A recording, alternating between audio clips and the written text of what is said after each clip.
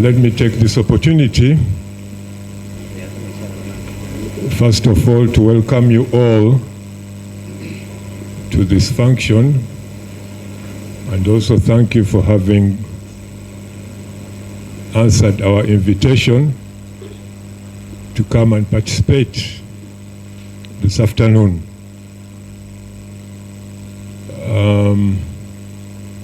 My name is Hassan Hafid Saleh. I'm the chairman, Board of Trustees of Alhidaaya Foundation, and I'm also a lecturer in the Islamic University in Uganda. My task is really a simple task of only introducing to you Alhidaaya Foundation. I believe most of you already know Alhidaaya Foundation. Alhidaaya Foundation is a Dawah and humanitarian organization that was registered in the year 2002 as a company limited by guarantee. Since then, the foundation has played a leading role in Uganda's Dawah work, involving students, youth, Muslim families, and the general public.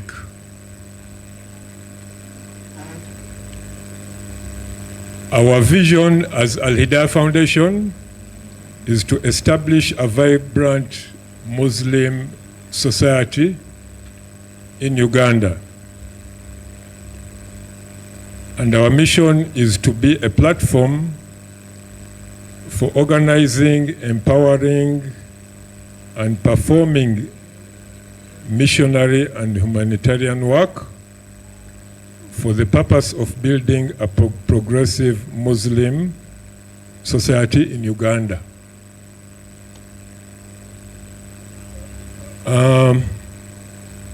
So as to achieve that mission, we have various objectives. One of them being to spread the message of Islam through preaching and defending it from falsehoods and doubt. Secondly, to raise the socio-economic status of Muslims through education, health, community service, and beneficial skills. Thirdly, to foster social justice and well-being of society through alleviating ignorance, poverty, and moral decay, in addition to promoting charitable work regardless of race and religion. Those are some objectives. There are also many others, but in the interest of time, I will not be going so much into detail. However, I would like also to inform you that Alhidaaya, in carrying out those, in order to achieve those objectives, we carry out various activities, and these activities are sort of split into various departments. So we have 6 departments actually in our organization. One of the departments is that one dealing with students' affairs. Okay? Maybe if we have the heads of those departments here already, you may also stand up so that you can be recognized. That is, we have a Department of Students' Affairs. Is the head here? Students' Affairs Department. Alhaj Musa Abbas Katende.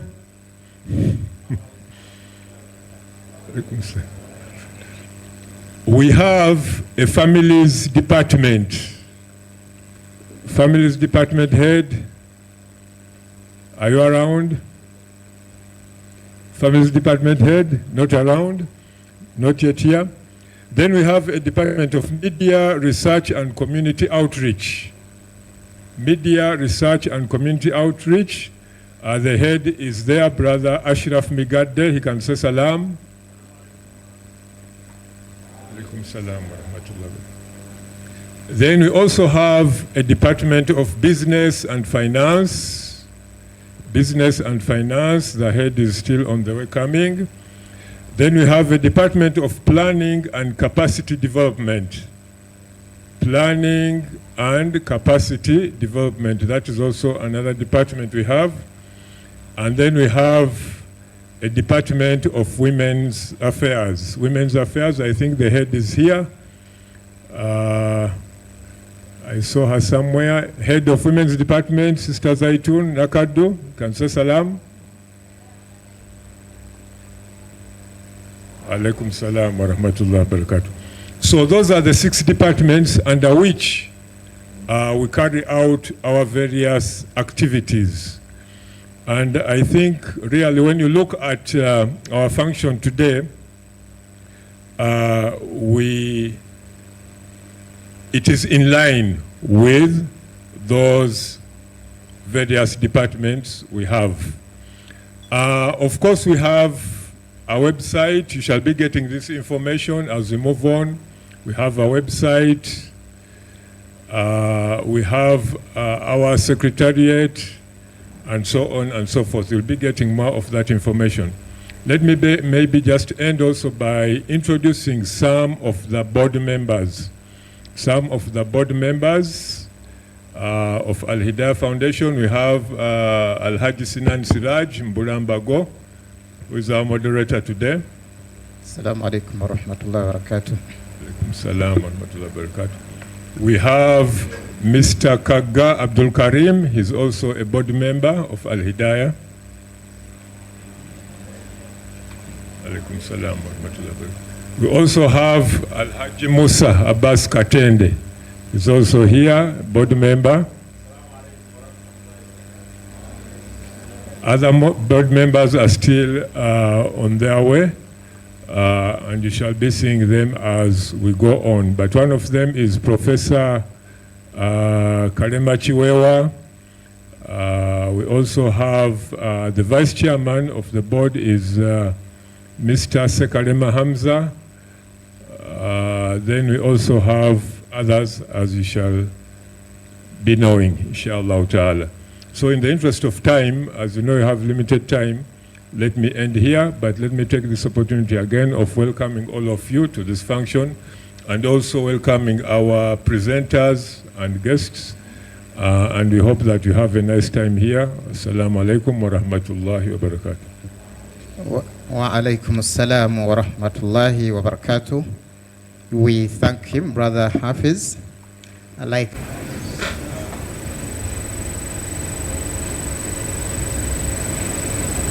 Can you hear me? Sinan, can you hear me? Yes, we do. We do hear you, but we have not yet seen you. It looks like the IT people have not enabled me to start my video. Okay, we can start in the meantime as they enable the video, inshallah. Yeah, so, but I'm here, I'm with you, I've been listening since the beginning. And should I wait for the video to be showed, or I can get into the conversation? I think in the interest of time, we may start as the IT guys are trying to fix that. Okay, Bismillahirrahmanirrahim. Assalamu alaikum wa rahmatullahi wa barakatuh. Greetings from Europe. Dr. Yusuf, I'm told you should enable your video. Just click on the video such that people should be able to see you.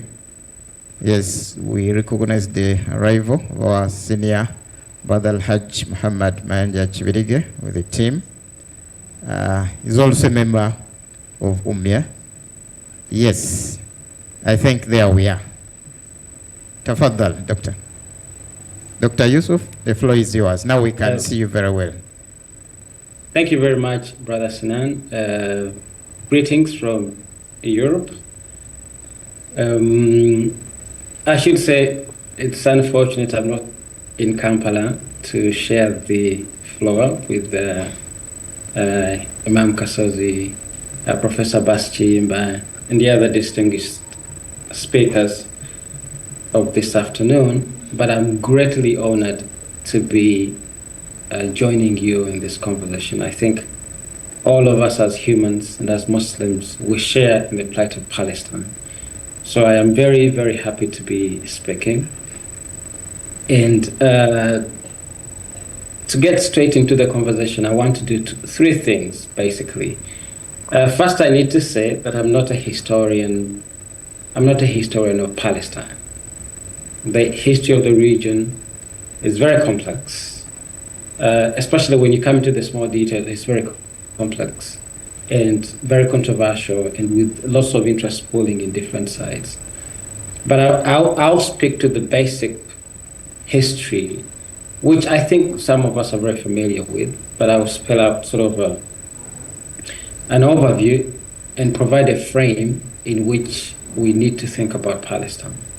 So I'll do three things that I'll do. First, I'll talk about colonial history, basically. I want to propose to you that we need to think about Palestine in this context as any other part of the world which was under colonialism, right? And I need to say that the colonial history that Uganda got independence in 1962, colonial history across the world is a history of settlements.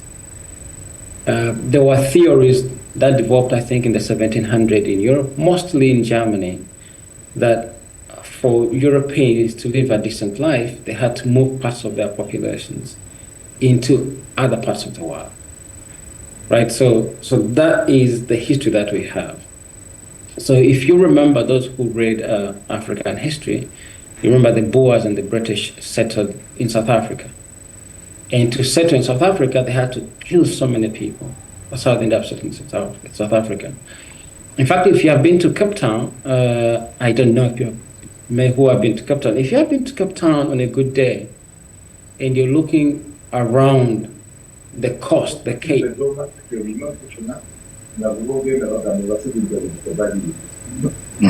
Excuse me, somebody is speaking in the... Can I carry on? Yes, please, go ahead. Okay. So the point I was making, that if you have lived to Cape Town, for example, you realize that that place is predominantly settled by white settlers who have now become natives through different generations. But that place is predominantly settled by white settlers, mostly British and Boers, from the Netherlands, from Germany, from the UK. So they settled that place, but to settle that place, they had to chase away the natives. And they were not simply chasing them away the way you chase rubbish, the way you clean up a place, they were actually killing them. So if you remember the Boer Wars, remember the Zulu Wars, those were wars where native South Africans were fighting against the settlers. So that's the earliest example you can talk about of settler colonialism. So you have South Africa being settled. What I also find really fascinating about South Africa is that we even call it South Africa, which is an English language word. We don't use, say, Zululand, for example. You would have a different word which is native to the land, but to show you that South Africa is a history of settlement, you call it South Africa, which is a word in English. I don't think that native South Africans called their country South Africa, called the space in which they lived South Africa. Not far from South Africa, you'll go to Zimbabwe. Zimbabwe, we've had, for those who have been following, I think in 2005, we had big debates on how people within Mugabe's party, those who had fought with him during the colonial time, were forcibly getting land back from the white farmers. Now you need to remember that Zimbabwe was even called Rhodesia after a man called Cecil Rhodes, who was the biggest conqueror. Now South Africa, rather Zimbabwe, is also occupied, was settled by white settlers from the UK, who settled in that space called Zimbabwe now. Now the Zimbabweans were lucky that they were even able to change the name from Southern Rhodesia to Zimbabwe. The South Africans were not as lucky, so they still go around as South Africa. So you need to understand in the context that the white settlers kicked people off the land by killing them. It is estimated that close to 1 million people have died during these wars of land settlement. And as you know, 3% of the population in Zimbabwe is white, and they own almost half of the country in terms of land. So you have about 900 white settlers, farmers, who own huge chunks of land in Zimbabwe. So again, I'm talking about colonialism being a history of settlement. So South Africa was settled by white farmers, rather by white settlers from Netherlands, from the UK, from Germany. Not far away from that place, we have Zimbabwe, which has been settled by settlers. All right? But maybe that is even further. You need to come here to Kenya, our neighbors here in Kenya. Kenya was also a settler colony. It was also settled by British settlers. So they came into land. And to take land, they had to kill people. Okay, so Uganda in this context is lucky that we were a protectorate. But countries which were designated as settler spaces, they will be settled by European populations. So you have Kenya at the same time. Now, when we start talking about genocides, we have Namibia, right? The Namibia genocide. The German government, not too long ago, about 3 years ago, agreed to pay compensation to the Nama and Hero, who were massacred, who were exterminated by the Germans so that they can settle German populations. So you have Namibia, where a country of, I think, about 4 million people, and the white settlers, the German settlers, formed 2% of the Namibian population. They formed 2%, but the 2% own 70% of the land in Namibia. They own 70% of the land in Namibia, a 2% of population, and they are all seated on land which was acquired through extermination of the native population. So we could have so many examples, right? We could talk about Algeria. Algeria was also settled by French nationals. We could go further. We could go to Brazil. Brazil was settled by. We could go to Argentina. We could go to all across the world. We have a history of colonial settlers. White people believed that for them to live a decent life, they have to go further afield, find places which they thought were inhabited. They found people who were living in those places, and they killed people and settled in those places. So that's the first history that we need to think about. And if you run your mind through that, then you come to Palestine. Palestine is also settled in the same context of white colonial settlements. So, Europeans at the same time. 1948, they feel like they need to move a European population onto another piece of land, right? Now, the difference here with Palestine specifically is that we are in the context of the Second World War. The Second World War ended and Hitler killed people specifically identified as Jews. So it was a genocide where it was marked. Jews had to be killed. I don't want to go into the history of why the genocide happened, the Holocaust happened in Germany. I think that will take us further away from the context of our conversation, because I want to stick to simply the contention that this is European colonial settlement. Europeans, because, anti-Semitism is, I don't know if we need to talk about anti-Semitism now, that the hatred for Jews, for people identifying as Jews, is very widespread in European society. It's extremely widespread that to this day, almost across Europe, including the United States, they still have big movements against anti-Jewish hatred, something they call anti-Semitism. It's so widespread in Europe. So they felt they needed space elsewhere where the Jews would be safe. That's what they said, because they were unsafe in Europe. Maybe they're even unsafe even today. And they were looking for places where they can settle them. But I need to make the point again that we're here dealing with European settler colonialism, that you can settle a section of your population elsewhere away from Europe. So we have a population that we don't like, the Jews, but we share sort of a relationship with them because, they were our bankers, because Europeans were not allowed, or rather Catholics then were not allowed to own banks. So you have to settle this population somewhere. So plenty of spaces were suggested, including, as most of us know, including Uganda. Well, it wasn't really Uganda, including a part of East Africa. Okay, but also you need to remember that when East Africa is being colonized, and I think Professor Lwangali Nyugo made this point in a book that he put up recently, when East Africa was being colonized, the British colonial officers wanted to donate East Africa to Indians, thanking them as gratitude, as a token of their appreciation for the support Indian fighters were giving to British fighters in the Middle East and other places. So the idea was to give East Africa to Indians. This is why you have British colonialism in East Africa you have the British on top, but underneath the British governance, you had the Indians as intermediaries. And this is why the Ugandan, before 1972, you had Indians sort of in charge of the Ugandan economy.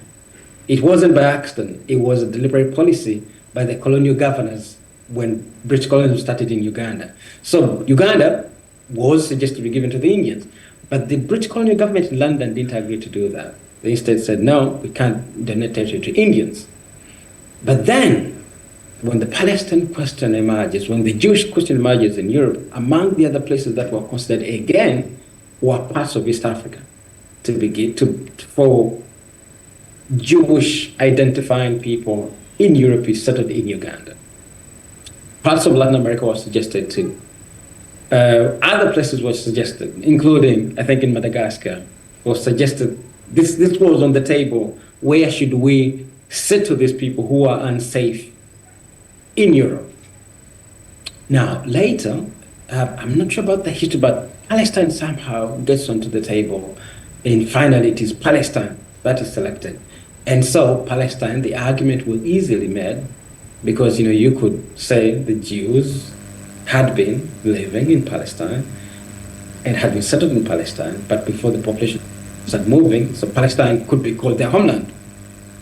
So this is how, huge numbers of Jewish identifying Europeans are moved into Palestine. Again, the point I'm trying to make here is that this is a settler colonial mindset. The way British have been settling their populations across the map, the way the French had done the same, the way parts of Britain, parts of many people from across Europe had moved into the Americas, killed people there and settled America, right? So the point I want to stress here, which I don't want us to lose, because many times we lose it, that we're seeing the mindset in Europe at the time is of moving populations and settling them elsewhere. The difference here is that Palestine happens quite later in the history of settlements. Quite later, when around this time, India had already gotten independence. Around this time, after the Second World War, many countries across the globe, which were still colonial enclaves, were thinking about becoming independent. The independence was starting to be debated. Right after the defeat of Germany, after the defeat of the Axis powers, you have a movement which is strongly pro-independence across, but the transition had to be managed. It is late in the throes of colonialism that Jews are also settled in Palestine. So I want to leave that there, because now I don't want to go into discussing which borders are agreed upon, which convention should be had, because this is quite well known, and I think we should be content by stopping at the understanding that we have a settler colonial state seated on other people's land. And so that part should be understood, that it doesn't help matters very much when we, especially for us located in Uganda, if we start to go into which borders, which agreement, which agreement, which agreement, which agreement. Okay, I think let's leave it there as a bit of history that Europe driving on a mindset of settling European populations into other people's lands. They settled Jews in Palestine, and because successfully to this day, they settled many white people, many Europeans in other parts of the world, successfully. So my contention actually right now is that I think they still believe they can succeed in settling a population on the all of that space which is we call Palestine, right? Because they established the state of Israel underscores partial success. But then later I'll talk about how the movement has even become stronger, that you can take over the entirety of that place which is called Palestine. That's the first thing I wanted to do. The second thing I want to do is to push an argument. I want to push an argument that we are dealing with a war of resources. We are dealing with resources.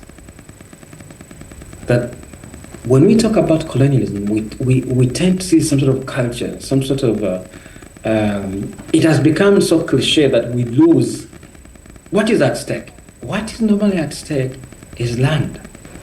Land as a resource. Land as a resource. You need to bear in mind that in Europe is very unfortunate, extremely unfortunate, that in terms of food, they are so handicapped. Europe is so handicapped in terms of food because they can't grow their food. And there are too many people in Europe, too many people. In fact, when you see programs across Africa calling for family planning, those projects have to be here. They have to be in Europe. Europe has to run serious family planning projects. But they are so unfortunate in the context that when the sun shines, it is too hot. When it gets too cold, it is extremely cold. That these temperatures don't support farming.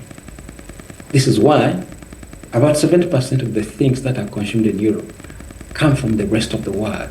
They are not grown in Europe.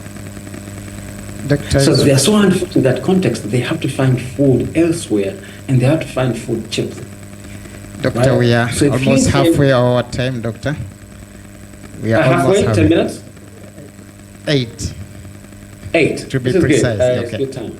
So I'm just saying, the point I'm trying to push an argument, which I think is a good way of debating Palestine and understanding Palestine, is that we are working on a contention of resources.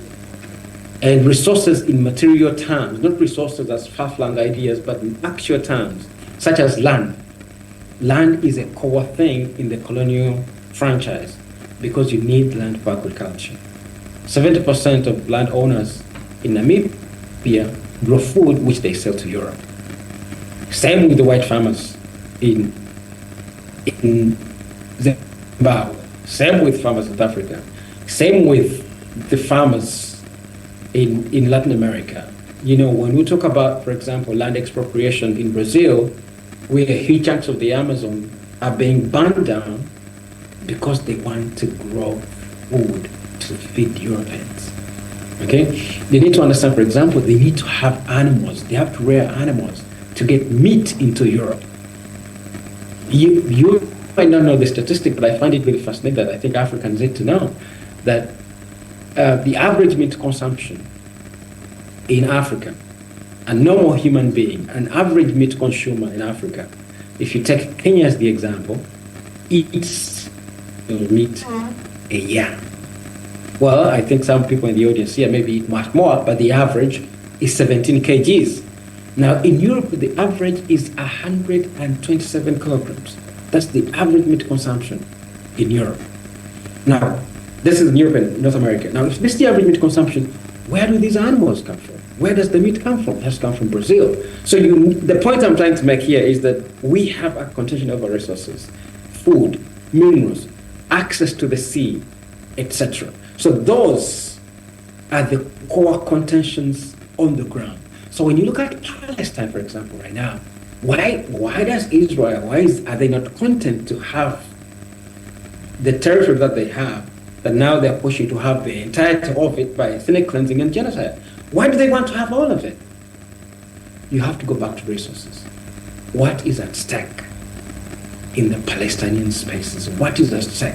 There's access to the sea, there is access to natural gas, there is the project, which is still being debated at some point, is still sounding like gossip. The construction of the Ben Gurion Canal, which has to compete with the Suez Canal.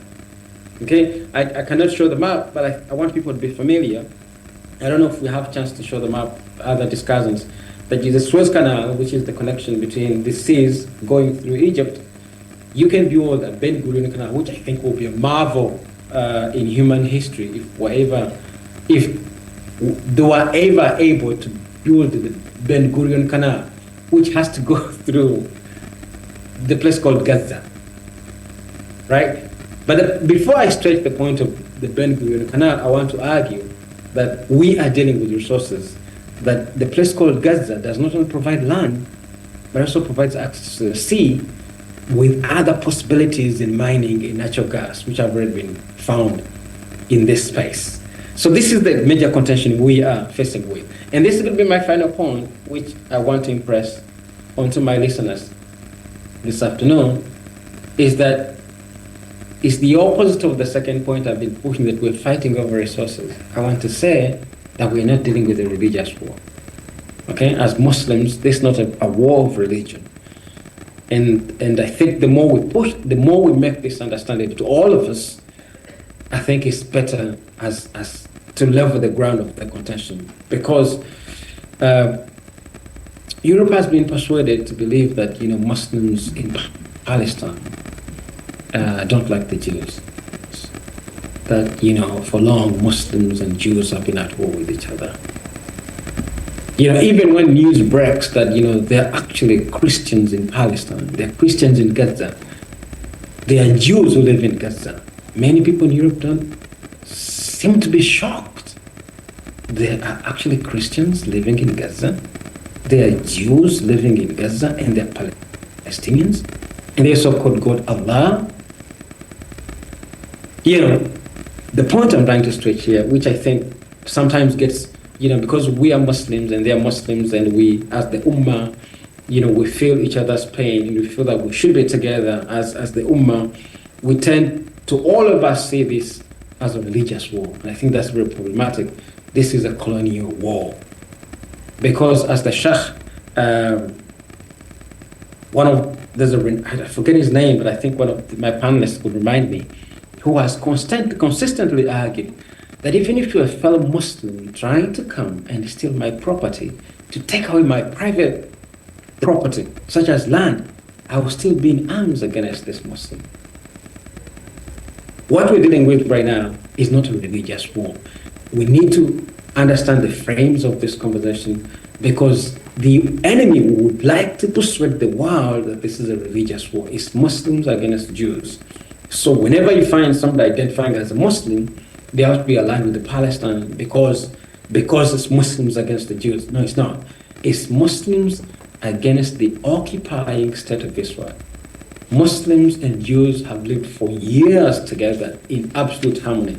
And if you go back to the history of the formation of Israel, because you have the demographic contention, you have to have numbers so as to build a state.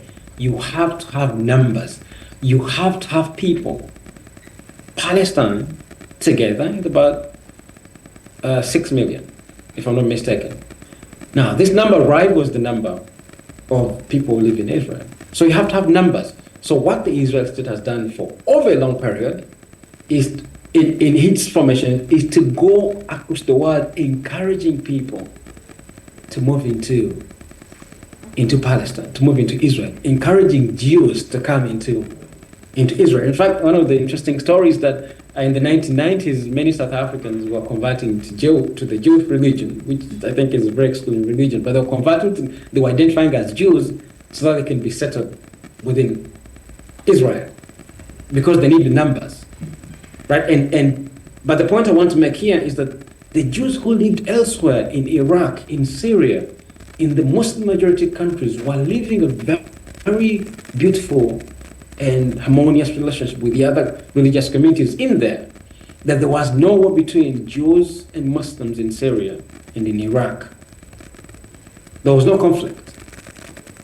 But conflict had to be manufactured so that they can be forced into Israel, so that they can have a huge demographic.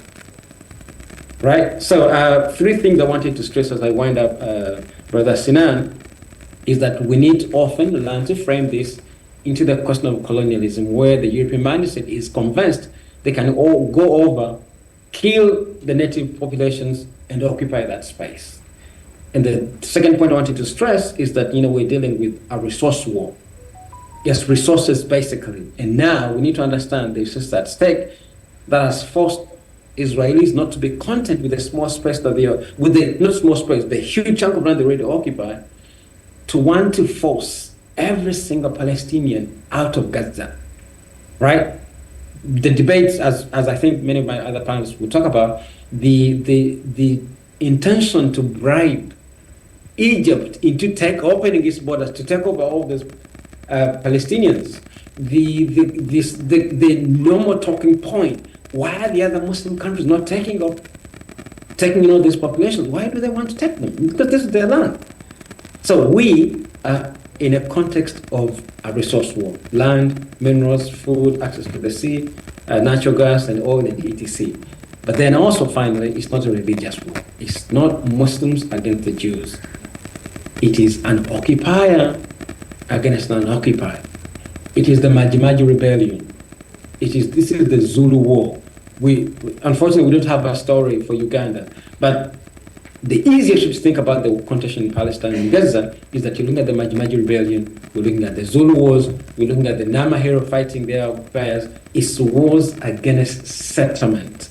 It's war against a colonial force. And I think on that note, I'll stop here, Brother Sinan, and give the mic back to you. Yeah, thank you very much. Thank you, moderator, the organizers of this important debate or discussion, eminent scholars, leaders, student leaders, the concerned people of Allah. Assalamu alaikum wa rahmatullahi wa barakatuh. Wa rahmatullahi wa barakatuh. Allow me to first apologize. When I was invited to speak, it was not specifically made to me that I would be speaking specifically on the effectiveness, although it's one of the aspects that I intended to address. Allow me again to first make a comment to thank first Doctor for the wonderful presentation he has made, because he has tried to do justice in terms of painting the historical context and broadening our outlook. However, before I go into my presentation, I have issues, and I think Dr.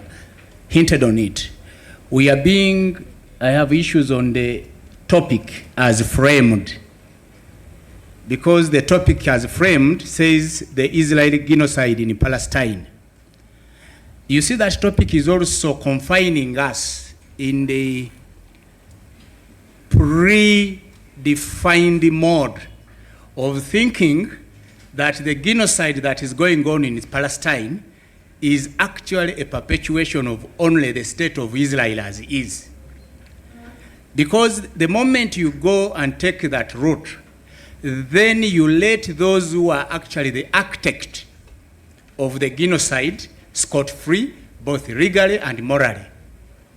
And I think, as organizers, my thinking was, I think it is not an issue of Israel. There are a number of, so that title has framed, and it has been part of the Western philosophy. And I think a doctor hinted on it about Jews, Palestine, Muslims. But when you look at this problem, it is actually obscuring. When you frame it that way, you are obscuring the responsibility, the legal responsibility of the ongoing genocide that has been there since 1948, because people have also tried to limit it to what happened on 7th October and then subsequently. This has been an ongoing process. So there are many culpable states, individuals, actors, corporate entities. And therefore, we must have a discussion if we are going to resolve that genocide in its broader sense. It is therefore absolutely necessary for us and for the world to start targeting all the actors that are enabling this genocide to persist and continue. If we don't, and we still focus on Israel as a state, only as a culprit, this genocide will continue. So I thought I should make those comments. One would ask, who are these actors? You need to know that Israel as a state was established post the Second World War by the victors as part of the New World Order. And they declared a state called Israel. But in the same vein, they did not declare a state called Palestine. So from that day, they rendered the population stateless, which at that time and up to now is a crime under international law. It's a violation of human rights to render an individual, a group of people, stateless. But the action taken in 1948 to establish the Israeli state, the Jewish state, actually, they didn't. Because if they were interested in justice, they would have said, okay, there is a state of Israel, there is a state of Palestine. But from 1948, the issue of whether Palestine is a state or not was supposed to be an issue of discussion and agreement. But there was no discussion and agreement on the state called Israel. So you see, that is the foundation, and that's how we must start to look at this genocide. Because its roots were laid there. And this violence you see, which Israel claimed to be responding to, the seeds were planted there. No human being worth his name or her name will accept to be subjugated, to be rendered stateless. So they are actors. You have institutions like the Security Council with permanent members who abuse their veto power to stop any action to be taken, because the new international order that was put in place after the Second World War established some organs. But the most important organ that can cause crimes of this nature not to be perpetuated is the Security Council, because it has the coercive element. You have the ICJ, the court system. Those ones do not have the capacity to enforce international law. The only institution under the international legal order that can enforce international law is the Security Council.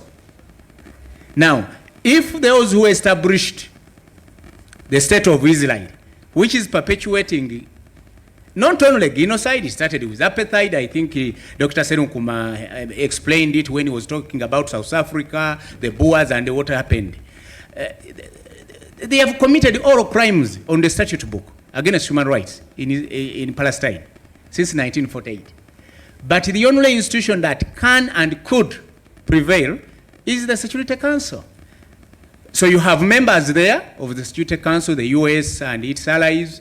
Whenever an issue arises, crimes are being committed, and therefore the Security Council is required to take action, they veto any decision to be taken, and the matter ends there. So when you frame the genocide, moderator, to be an Israeli issue, when they are enablers in some other capitals, I think we are falling into a trap. We need to re-engineer the debate. Who are the actual perpetrators of this genocide? They are military, economic, and political supporters Without those ones, Israel would not be able to commit these crimes and go scot-free. These ones have vested interest in the Middle East, and I think Dr. Has tried to explain, to paint that picture, what is it that actually people are fighting for. I want to expand that beyond the minerals, the resources. They are political interests. And I think I have been thinking for quite some time. Maybe that is why the framing of the state of Israel did not have a corresponding state of Palestine. The resources were in the Middle East, and you needed to control them. To control those resources, you needed to control its leadership. To control the leadership in the Middle East, you need to create a mismatch between the citizens of those countries and the leaders. And how do you create that mismatch? By creating a problem where you are forcing to create a kind of a conflict that is perpetual, which has the potential of affecting the leadership potential in those regions. So you appear to be a guardian of security in the region.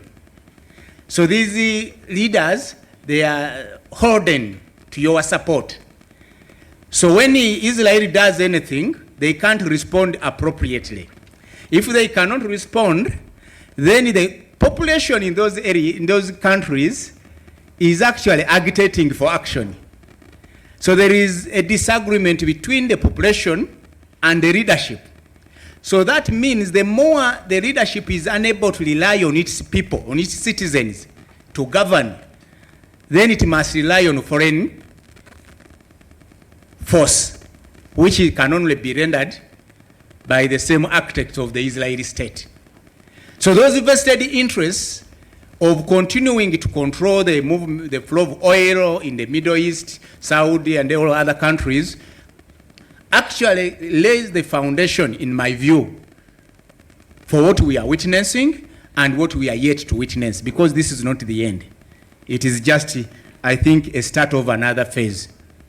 So, as a commentary to the topic, I think on another day, we need to have a broader look at those who are guilty of this crime. Restricting it to the state of Israel is playing in the hands of those who have been perpetuating it.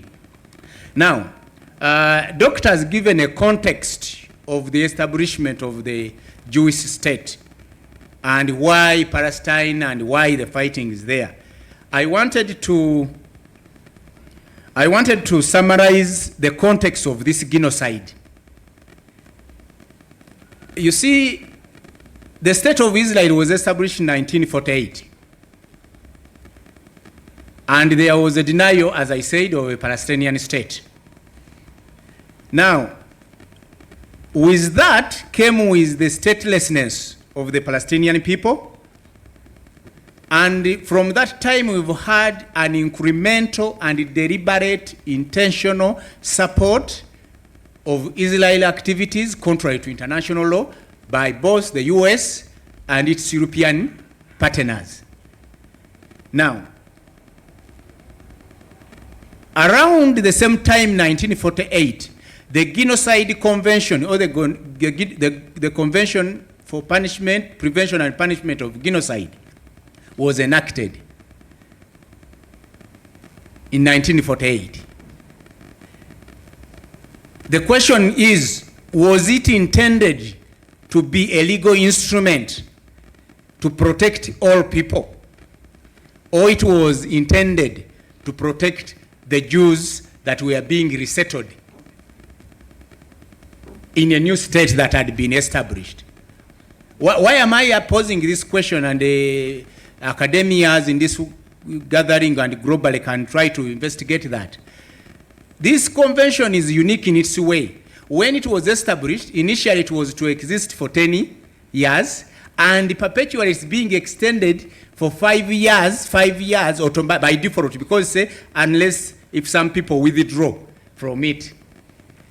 I think those who had established the state of Israel They needed a legal instrument which had emerged after the Second World War. Those of students of international law and students of international diplomacy, you know, the Nuremberg trials in Germany, when they are trying the Nazi political leaders and military officers for the Holocaust. The question was, they could only try issues connected to offenses committed during the war, because that was the state of the law at the time. Now, the promoters of this convention was actually a Jewish Polish lawyer who was the brain behind this convention. He was aggrieved that the Nuremberg trials, the tribunal, could not address crimes that had been committed against the Jews before the war.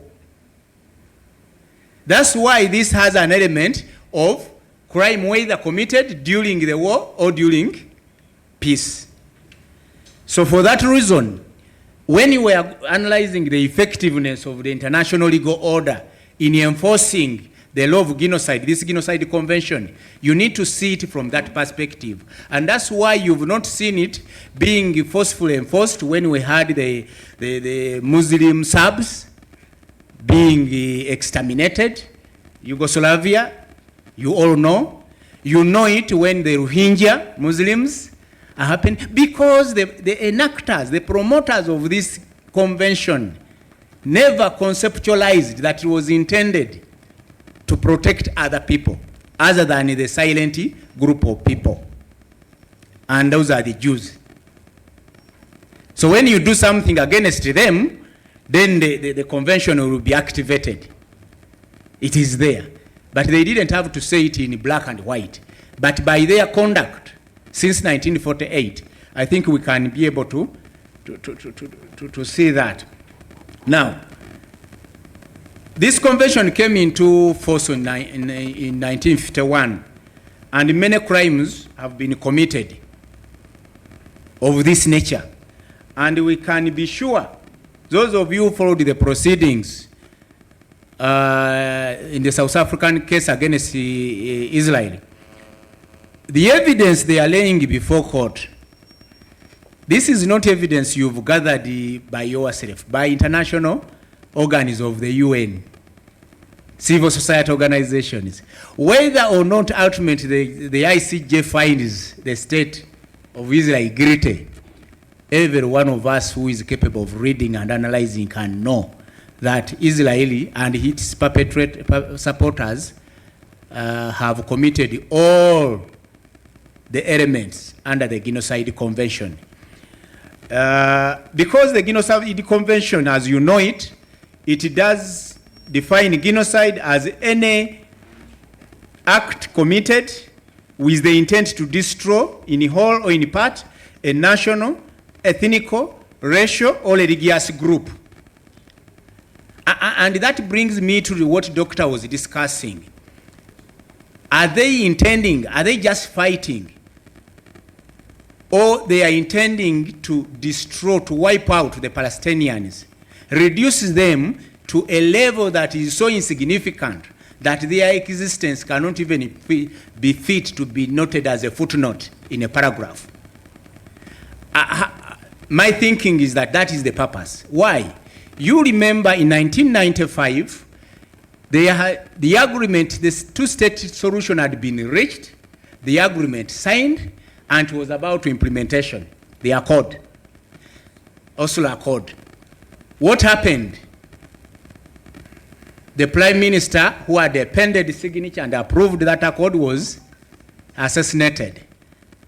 You and me and those who have bothered to read, you know who, which state, which country has been at the center of assassinating foreign leaders who do not pursue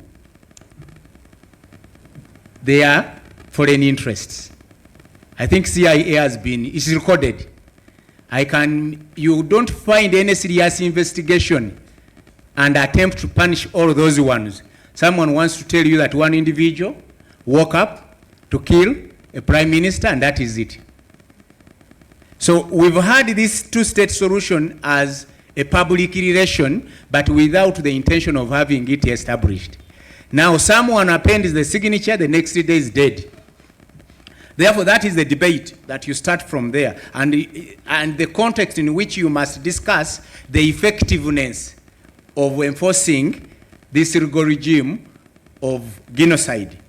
Killing members of the group, I think Palestinians have been killed beyond counting. I don't think we have actual statistics of those who have been killed. Causing serious bodily harm and mental harm. Is there anyone in doubt that the Palestinians are suffering serious bodily harm and mental harm? Psychologically, they are tortured. Deliberately inflicting conditions that are calculated to bring about physical destruction of a whole or a part of the population. When you place a permanent prison, a siege of a population concentrated in a small enclave for not 2 years, not 5, but even you prevent aid to go in. You control the air, you control the land, you control even what they breathe, the water they drink, the electricity. Are you not? So the purpose is simply to annihilate, to cause a complete destruction of the Palestinian people. So the issue of whether we have a genocide on our hand that has been on for the last 75 years is not in doubt. The question is, how do we enforce it? How effective is it?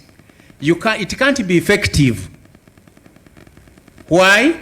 Because the genocide that is prohibited under the convention, the conspiracy to commit genocide, the direct public incitement, the attempt to commit, the complicity to commit genocide, as defined in the Genocide Convention, affect states that are directly responsible for enforcing the international legal order. Which are these states? United States for a start, European Union, who provide backing, support, unquestioned support. You see, when Israel started killing, this current killing, what did the Americans do? They moved in their warships to inflict a psychological blow to these people, not to fight anybody.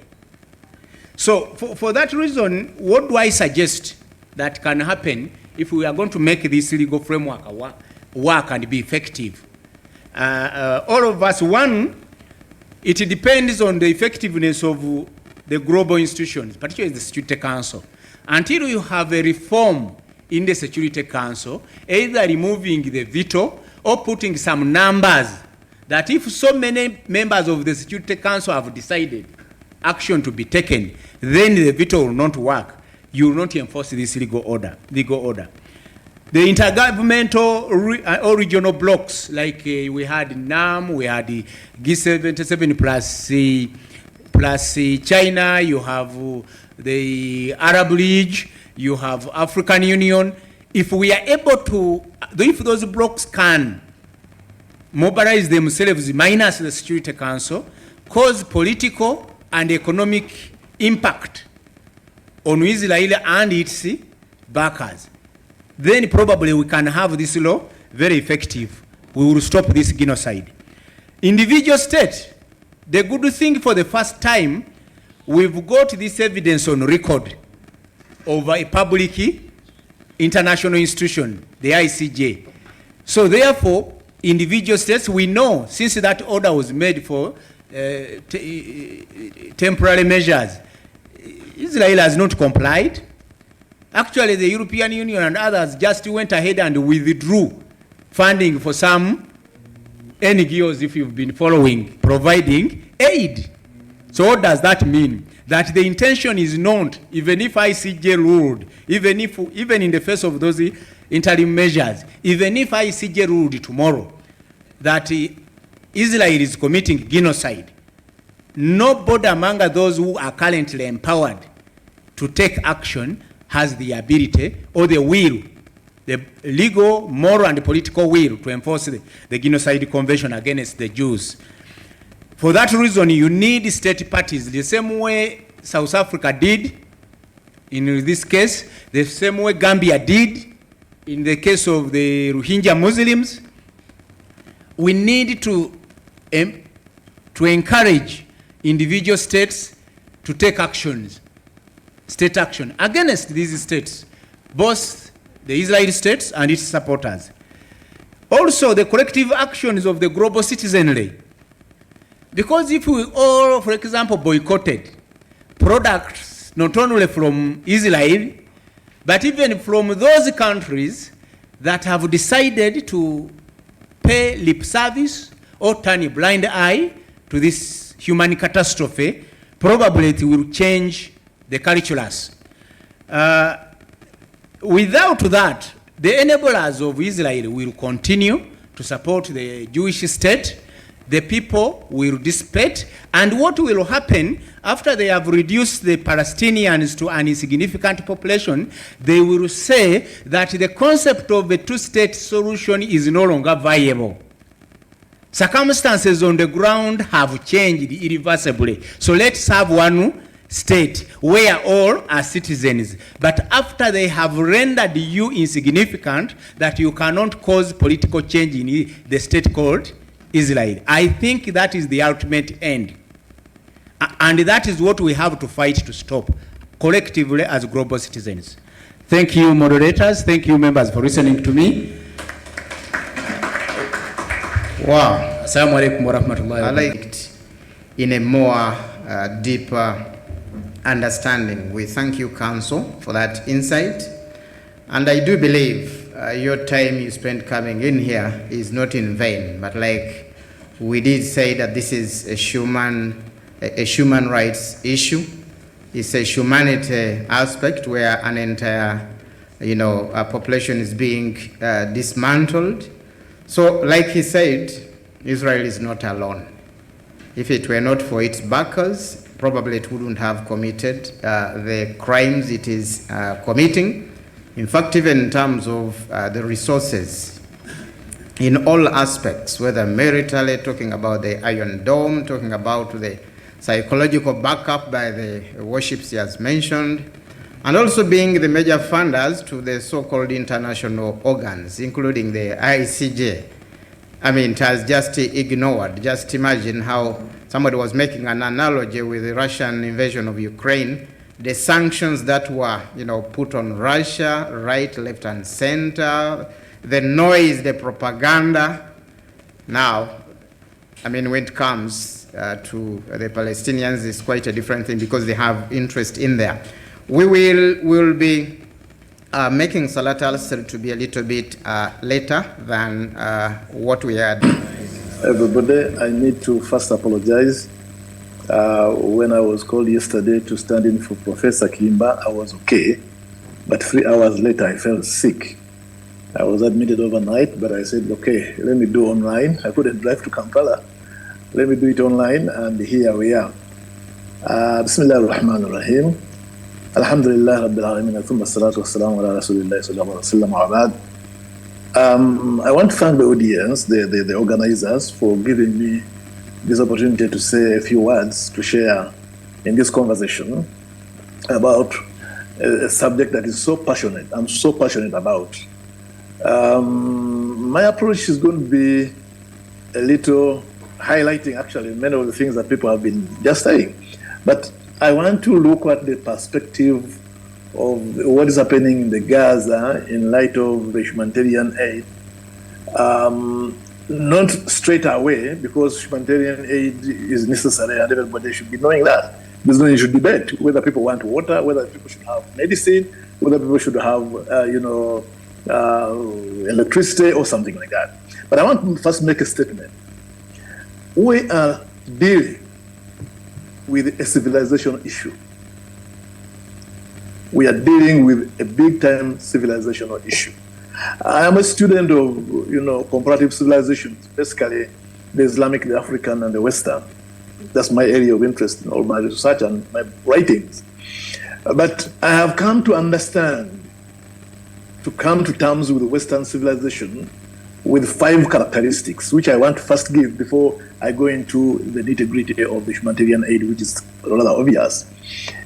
5 characteristics do, single out the Western civilization apart from the African and the Islamic. Number 1, it's a violent civilization.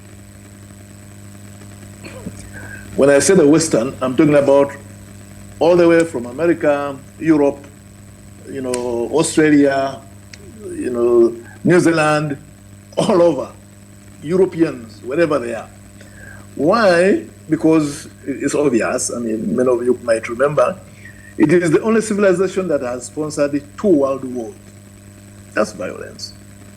It is the only civilization that has, created weapons of mass destruction. It is surviving or thriving on a military industrial complex, which determines or, which influences major public policy. So they are very violent. They're the only civilization that has sponsored holocausts. The Germans, the Europeans, they taunted, they haunted, they tortured the Israelites that we're talking about now. It's only them. All right? It is a civilization that has thrown a nuclear bomb on Nagasaki and Hiroshima. So that's one thing. Let's be clear. So when we're talking about violence and controlling violence, we know who they are we're talking about. And by the way, Israel is a representative of the Western civilization, the Greco-Roman, Judeo-Christian tradition in the Middle East. So that's one fact that we need to know before we go into analyzing whether it's going to be able to apply the law, whether it's going to be able to have a historical context to help. Number 2, it is a deceptive civilization. It's built on lies. The Western civilization.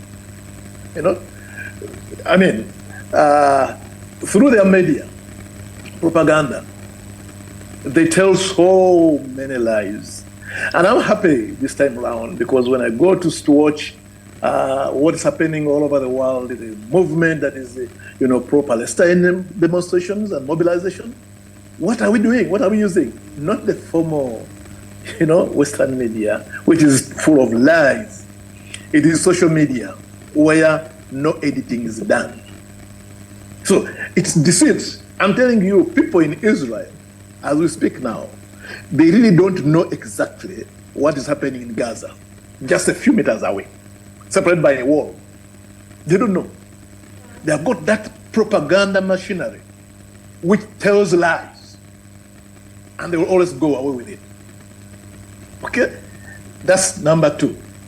Number 3, it's a colonial organization, a colonial civilization. I mean, everybody has said it. Okay? Dr. Yusuf clearly demonstrated it. All right? But we also know that they are all over the world. All right? It is the Americans in Iraq, in Syria, in Afghanistan, in Kenya, in Djibouti, in everywhere. This is a characteristic of those people. And what we are dealing with in Israel right now is colonial. It's a colonial aspect. Number 4, this civilization is very selfish. Very, very selfish. You may want to know, many of you, that they have, nowadays they don't talk about justice. Right? In a philosophical sense. They don't talk about justice. They don't pursue justice. No. What do they pursue? What do they push? Human rights doctrine. But you all know the human rights doctrine, the Universal Declaration of Human Rights, was declared in 1948 when Israel was born. To this date has never solved that problem. You understand? So it is selfish. Human rights are not anything to do with you and me who are not whites. Human rights are for them alone. Yes, it is for them alone. Otherwise, you know, what would prevent the human rights doctrine to be invoked? For 75 years, it is as old. They are twins with this oppressor, with this human rights abuser. They are twins. It has never worked anywhere. Even when they talk about, you know, democracy and all those values, they are not meant for us, who are non-white. It's a racist organization, a racist civilization. All right? You look at the histories of other genocides that we have looked at, okay? Where they've been reluctant to act as much as fast as they could. In Rwanda, in Bosnia-Herzegovina, in Myanmar, among the Rohingya, the Uyghurs in China, in South Africa, you know, and all through the colonial period, it is genocide. So these are characteristics that are not shared with any other civilization. I know somebody would want to say, but you see, Muslims have also fought wars. Yes, fighting a war is different from using weapons of mass destruction and annihilation of infrastructure, babies, everything. This is unprecedented. But that's the civilization we're dealing with. You know, no other civilization has capacity to be destructive, has capacity or enjoys, all right, the feeling of aggression, the feeling of no respect for life, human life. I want to read you something. I couldn't share my video here, but there's this gentleman, he was, I think, a general, David Belavier, who said this about, in the 90s, after the Iraqi war. He said he was being given an honor, a medal of honor, all right, after you know, Iraq. He said, our military cannot be mistaken for a cable news gab-fest show. We don't care what you look like. We don't care who you voted for, who you are worshiping, what you worship, or who you love. It doesn't matter if your dad left you millions when he died, or if you know who your father was. We have been honed into a machine of lethal moving parts that would be wise to avoid if you know what is good for you. We will not be intimidated. We will not back down. You don't want war with the United States of America. There is one thing I can promise you, so God help me. Come, someone else will raise your sons and daughters. And all the people in that audience gave him a standing ovation. This is what they believe in. This is how they describe themselves in terms of violence. They can't speak peace. You know, they can't speak reconciliation. They don't speak about living together harmoniously. Everywhere they go, it's occupation. Military bases, Iraq, Syria, name it. Even in Nicaragua, everywhere, all over the world. This is the kind of civilization we're dealing with. Now, Israel in the Middle East is their representative. Now, when we talk of the UN, when you talk of the ICJ, when you talk of the international law, when you talk of the human rights, when you talk of all these kind of things, instruments and you know, law books, we need to bear that in mind. That these people are not going to back down. They won't back down. That's why Netanyahu is saying, well, I don't care whether them Gazans die. All right? He switched off water. He switched off electricity.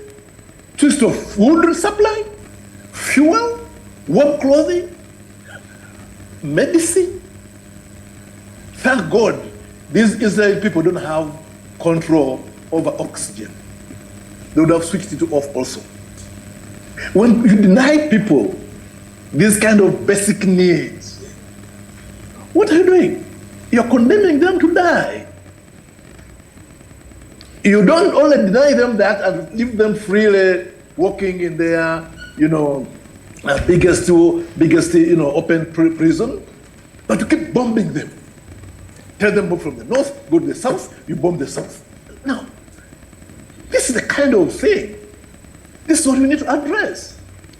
All right? So humanitarian aid is a very obvious, concept. All right? These are material, logistical assistance to people who need help. It's usually short term, and as long as the disaster causing it, lasts. People who need it are usually homeless, refugees, victims of natural disaster, wars, famine, floods. But what's happening in terms of, when the court in South Africa, the NCJ, the international ICJ decided the case, or when they pronounced themselves on those, considerations, it's like not budge at all. Instead, they went on bombing, they went on refusing. It's winter. They don't care because they are violent at the core. At their very core, they are violent. They will decimate. All right, any people. Professor, we have 5 minutes to conclude. Inshallah. Yes, I think when the United Nations Relief and Work Agency champions this disaster in stricken areas, what do the Europeans do? They withdraw funding, to say hell with you guys. Because, like Netanyahu says, they don't consider other people to be worth humans. I thank you. I think I'll stop there because the time is running out. Yes. Thank you very much for listening to me. Thank you. Somebody was commenting online that, the panelists are very informed. Thank you for that input. The professor, I told you that his background is that one of comparative civilizations. And indeed, it is there for everybody to see, only that we have not been critical enough to realize how bad, find a civilization that is racist, that is selfish, that is colonial. Who counted them? I'm a student of demography, and I know. You see, I know who killed them. And how long did that so-called Holocaust, how long did it take? You see, if I bring you closer home, many people here say Idi Amin killed about 800 people. And then they say Ruwero War killed 100,000. It is a contradiction. Amin was never in any critical war. These people fought, and villages were devastated, but they will tell you 100,000 and they will say, 800,000. It is a contradiction. With those remarks, allow me to invite my boss and Muko, Dr. Twaha Kasule. He was my young brother, but we have exchanged and he has become my Muko. My young brother, Kasule, Twaha, the director, Kampala campus, Islamic University in Uganda, to take us through the next segment, or the last segment of this workshop, if I can use the word, where we are trying to open our minds on issues that pertain to humanity, issues of humanity. That is very critical. Somebody has commented online that these people are informed. What do you expect? What do you expect? We are Muslims. Many people are still in the dream. They think we don't have this information. That's why sometimes when we challenge them, they keep mum. That's why I have a saying that goes, I am envious to ignorant people these days. Very envious. They are very lucky. When they sleep, they sleep. When they go to bed, they will sleep. Nothing to bother them. Bring any food, whether it is sweet, whether it's good for them, they will eat and enjoy. They have nothing to worry about. But for you, you pick food, you are bringing it to the mouth, this idea now comes, will you eat? By the time you put the food in the mouth, it's already cold, and you say, food is not good, you leave it there. You go to bed, make a mistake and wake up at midnight for one reason or another, or after midnight, you will not sleep again until morning because thoughts keep coming. But for the other one, he sleeps. Dr. Kasule, sir, can you please proceed? How they were doing work under the organization UMIA. So I want to really thank you for that, and I want to say thank you for the audience which is here and my fellow panelists for the educative messages that you have so far talked about. The war is going on. The genocide is happening, and everybody can attest to that because we are all following what is happening in the news, and we are also being able to see the images from the war zone. So if somebody is on TikTok, on WhatsApp, or any of these other social media handles, for sure you have had your own feel of what is happening to those people. Sometimes we cry with them, sometimes we pray for them, sometimes we despair, and we really don't know how these individuals are actually going to get out of this kind of situation.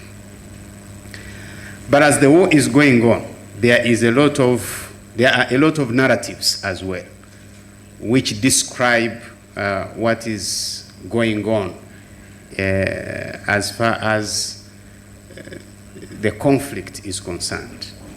And some people are young, others don't know the history, others don't want to basically delve into, maybe they don't have the time, let me say, to go and look at where things are coming from. So in this session today, in this workshop, in this discussion, we try to put together our understanding collectively about what is going on.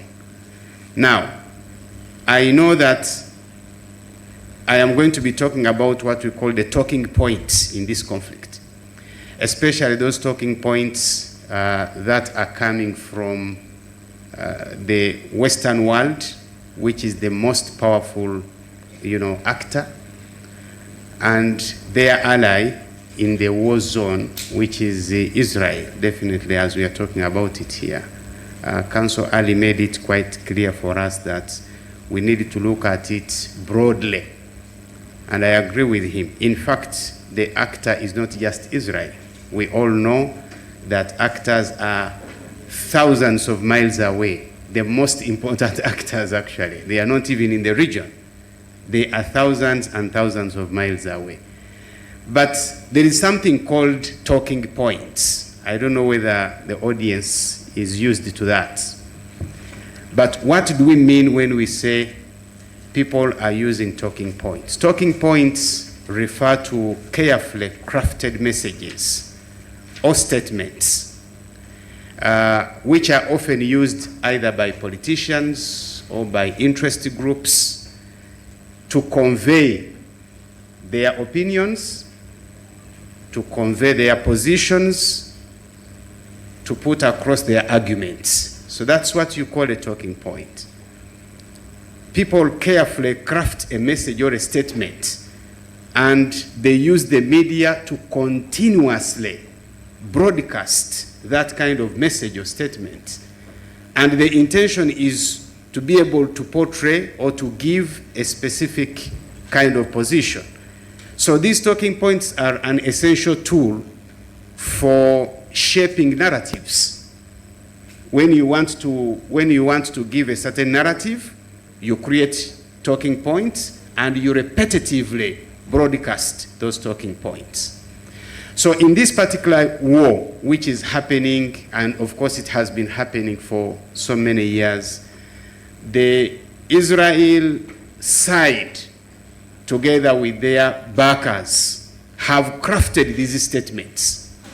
And for sure, I know that most of you have heard these particular statements. So we want to respond to these particular talking points in a manner that makes them clearly understood to the majority of us, so that we are not taken for a ride because somebody is talking a certain statement and you think it is a valid statement. And I also want to thank Professor Kasule, who said you are really in a race with a very deceptive civilization. So many of the times when they make statements and messages, they don't care about truth. They simply care about what they want you to know. And that is what they are going to basically emphasize. Whether it is true or not is really not the point. Now, one of the talking points in this particular conflict for a very long time has been this statement: Israel has a right to defend itself. I'm sure everybody in this audience has heard that particular thing.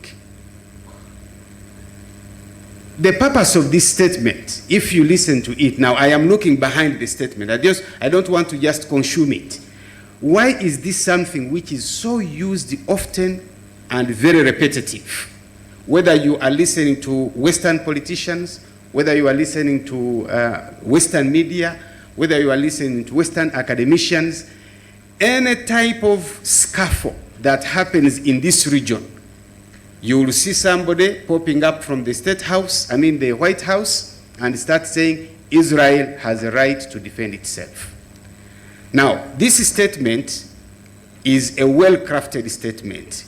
It is a loaded statement. It intends to portray an image that Israel is under attack, and therefore it is only acting in self-defense. So many times, forget about October 7, many times, whether it is in Masjid al-Aqsa, whether it is settler violence in West Bank, wherever it is, you will find a lot of times when either the IDF or the settler, violent actors in different parts of this area, once they come up and there is a small scuffle, small, big, some people have died here and there, and there is need to address that. The first statement from the American president, from European leaders, is Israel has a right to defend itself. So, these people who are in law will tell you a lot of things about, self-defense. I am only going to say a snapshot on that. But the important issue here is there is a hidden idea here that Israel is a victim. Israel is a victim, and somebody else is the aggressor. Therefore, whenever you hear things coming from this part of the world, focus on Israel's right to self-defense. Now, how do we respond? My brother Yusuf started here and told us about a colonial industry, as it was basically perpetrated by the Western world.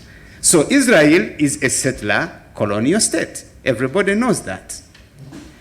Israel is an occupying power over the Palestinian people. It is the one which has got authority, as Ali has been mentioning.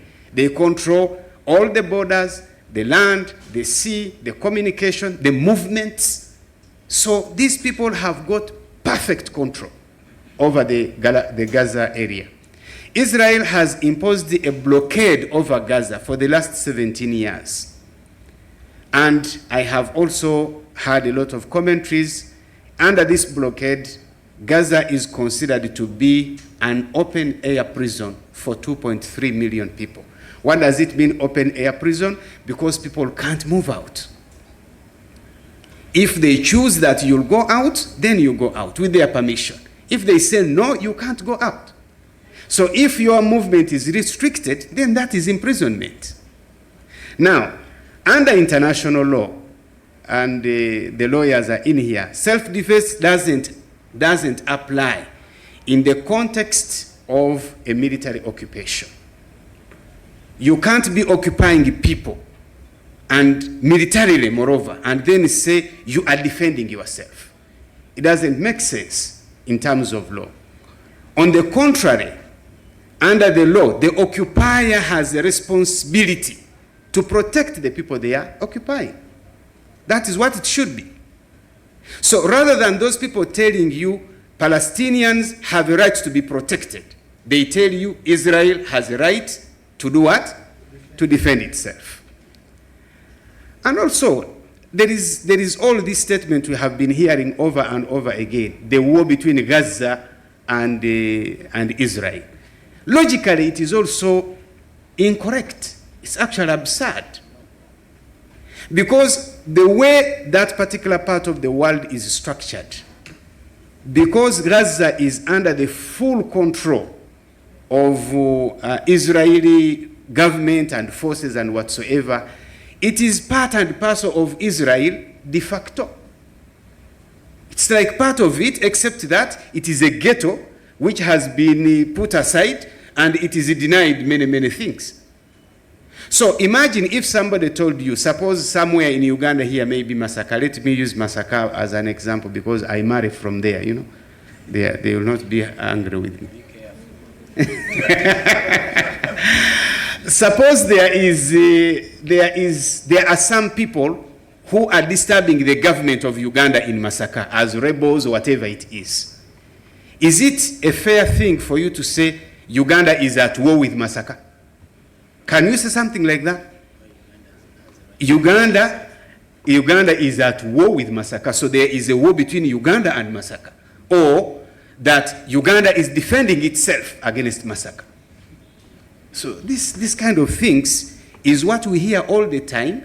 They are deceptive, they are lies, they are just messages which are being, broadcast to feed our mind on them so that we can always feel like, yes, the Israeli people are just defending themselves.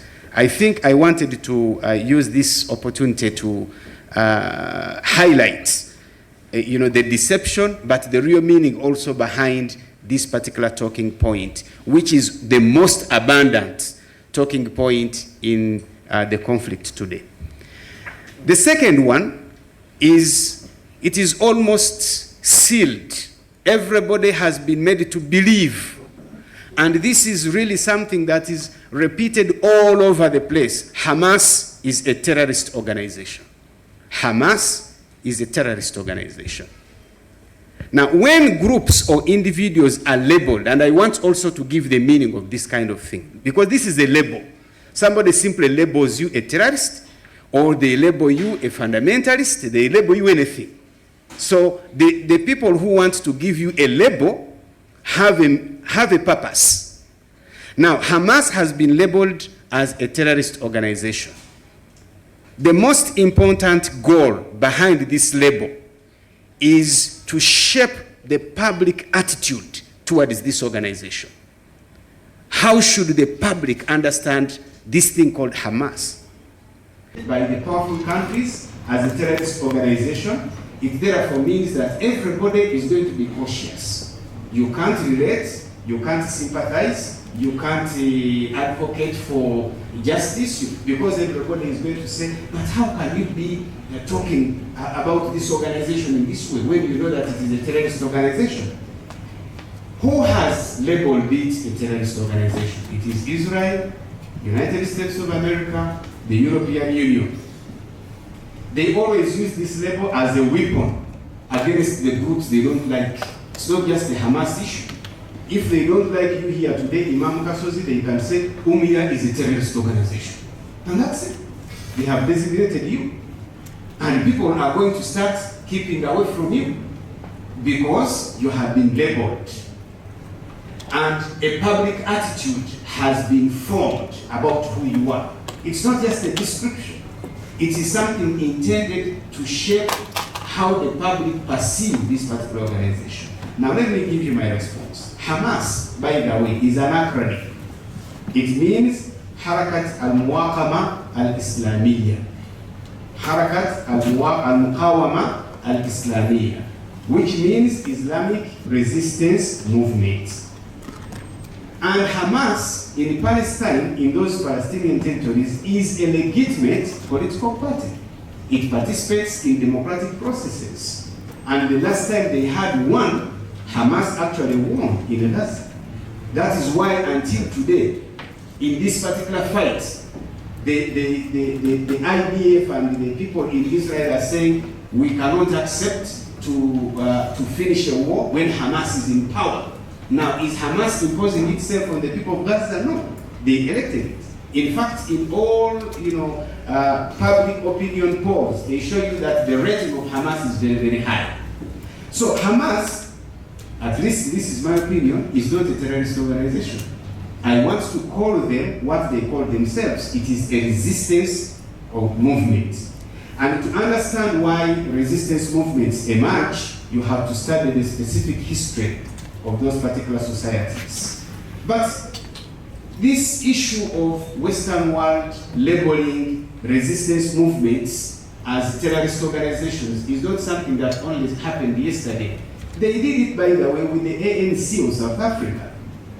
They said, United States and the United Kingdom, they designated ANC, which was fighting apartheid in South Africa, as a terrorist organization.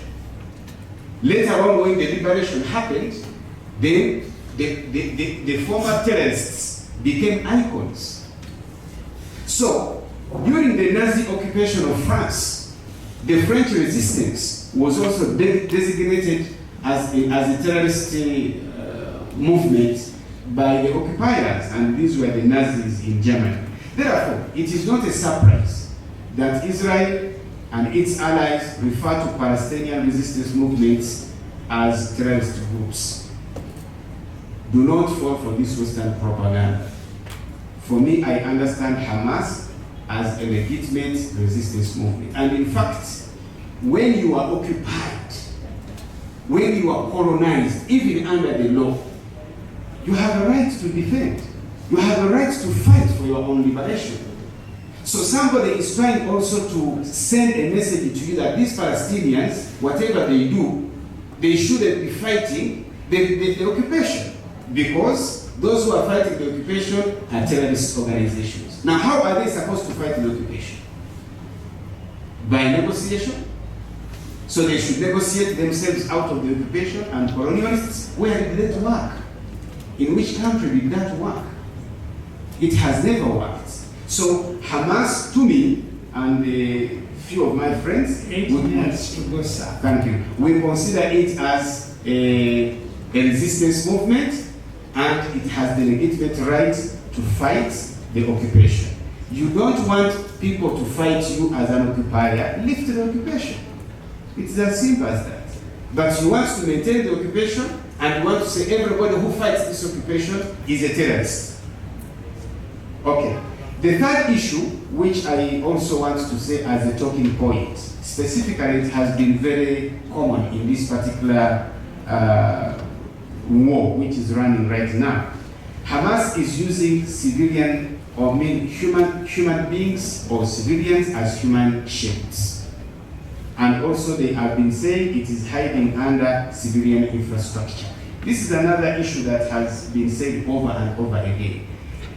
The Israeli generals in the army and the politicians believe in the approach of massive collective punishment. This is actually their belief. Professor Omar was telling us about the violence of their civilization.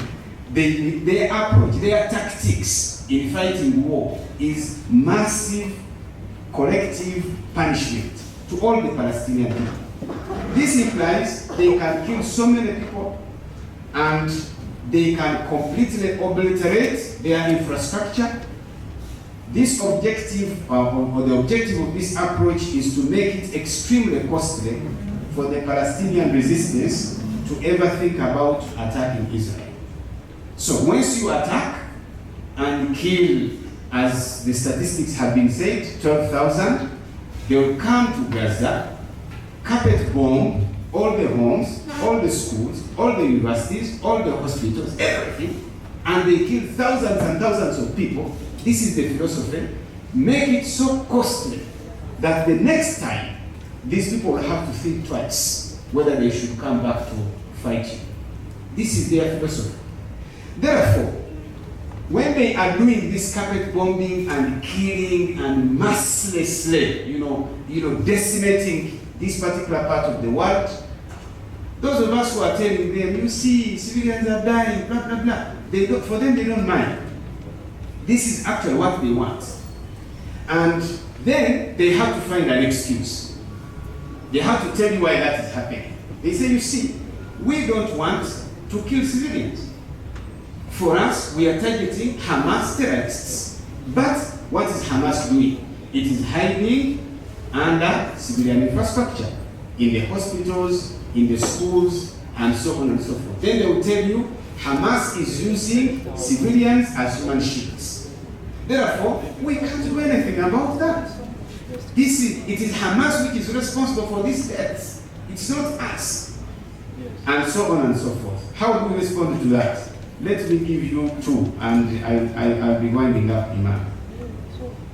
The truth is that Israel and all its backers have no concern for Palestinian lives at all. They have made it clear in their statement that their intention is to punish all the people. And these are some of their statements, which you have also heard from political leaders and generals. They have said, the president of Israel, called Isaac Herzog, said they are all responsible. There is no innocent civilian in Gaza. So when they kill them, do you really get surprised? According to them, they are all responsible. They are not innocent. Another statement is, we are fighting human animals. Yoav Gallant, the defense minister. So these are not human beings. Do you care if cockroaches die? You don't care. So when you dehumanize them, then you can kill them at will. Then they also say, as Ali was mentioning here, no electricity, no food, no water, no fuel.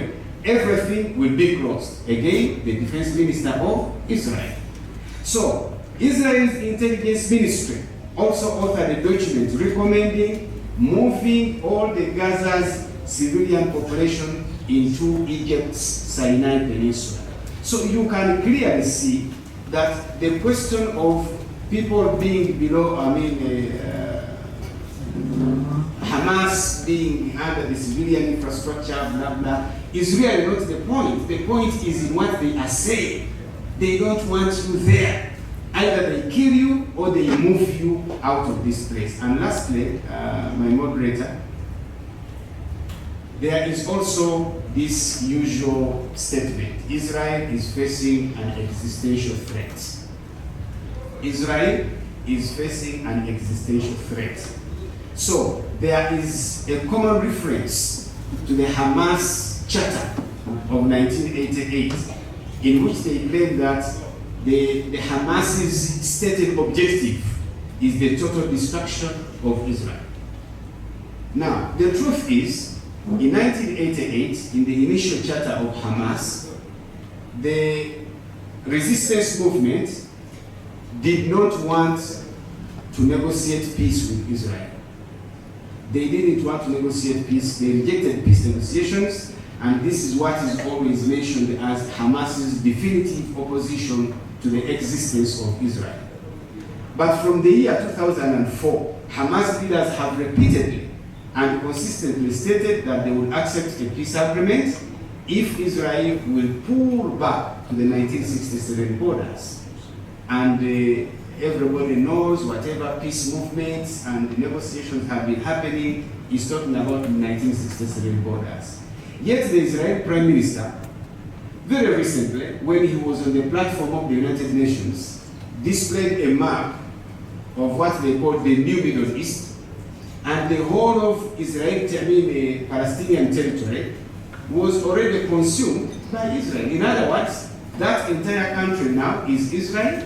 So he even picked a pen and drew a line passing through all the countries from Saudi Arabia into Israel, into other countries, and said, we are now envisaging our entry into a new Middle East where we are living in peace with each other.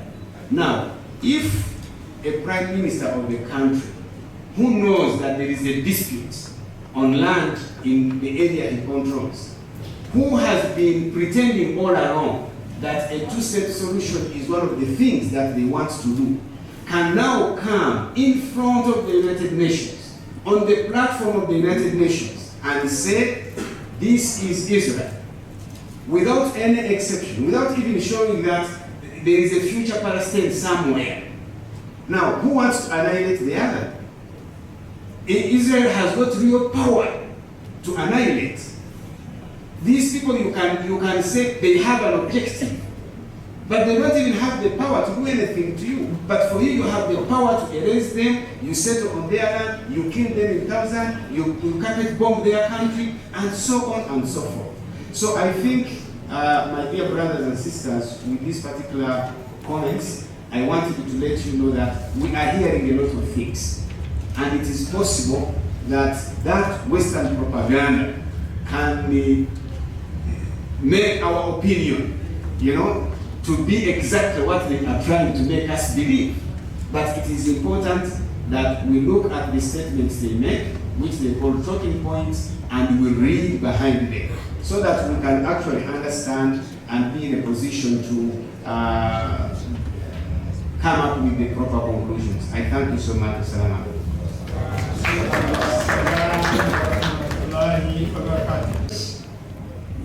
Pro. Of course, the leaders may not, but the population on the ground, they are.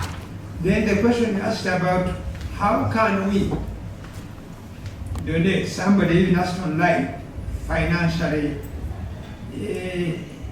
I always tell people, if you want to donate financially, now you have seen the organization here, the two organizations that have organized this. You can reach out to them. We know how to get whatever support you have, especially support in our case there must be money, because the easy one to smuggle you where you want it to be. Otherwise, if you carry food, what you will not go.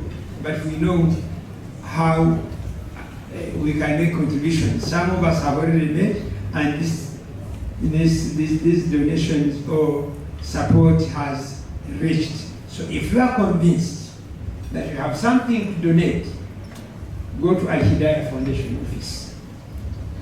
Present what you want to present. Or look for your Omia office.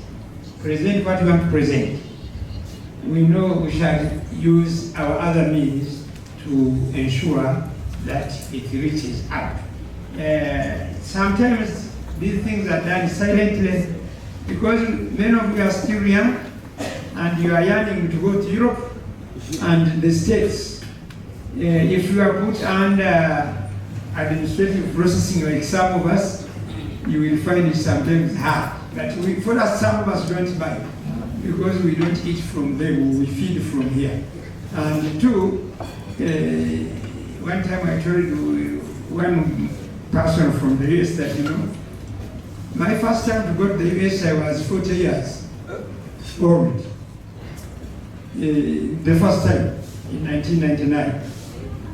But I was living.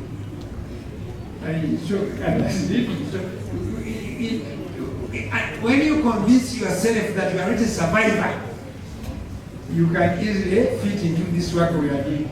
But if you become a survivor, it will be very hard for you to participate in some of the activities. One time asked me to define for you who a survivor is. Let us, please, people behind the machines, can we have that clip today so that we let our key speakers make their presentations. Thank you. The highest rate of civilian slaughter in the 21st century. Israel killing more than 10,000 children in what UNICEF has called a graveyard of children. 100 days of dropping 2,000-pound bombs hundreds of times on the very spaces families were crammed to seek shelter. Murdering them in an ever-shrinking killing cage in sheer cruelty and deliberate destruction of life. 100 days of burning children's flesh down to the bone with illegal white phosphorus, of destroying 400,000 homes in rubble and forcibly displacing 2 million people, 90% of the population. The bombing 320 schools so children in Gaza have no access to an education, ensuring lost generations. Destroying the healthcare system and decimating nearly every hospital. Bombing them with patients in them and systematically targeting 637 doctors and healthcare professionals, an entire class of medicine, while injuring 60,000 so that they succumb to their wounds and die slow, painful deaths. Not enough to massacre them in their homes, but to massacre them in their hospital beds. 100 days of bombing bakeries and purposefully burning food while denying aid trucks in, so an entire civilian population of 2.3 million is mass starved. 80% of those starving in the world in Gaza, 9 out of 10 people in Gaza sleeping without eating, with Israel using starvation as a weapon of genocide on 1 million children. 100 days of killing more than 100 journalists, the highest number of journalists murdered in history.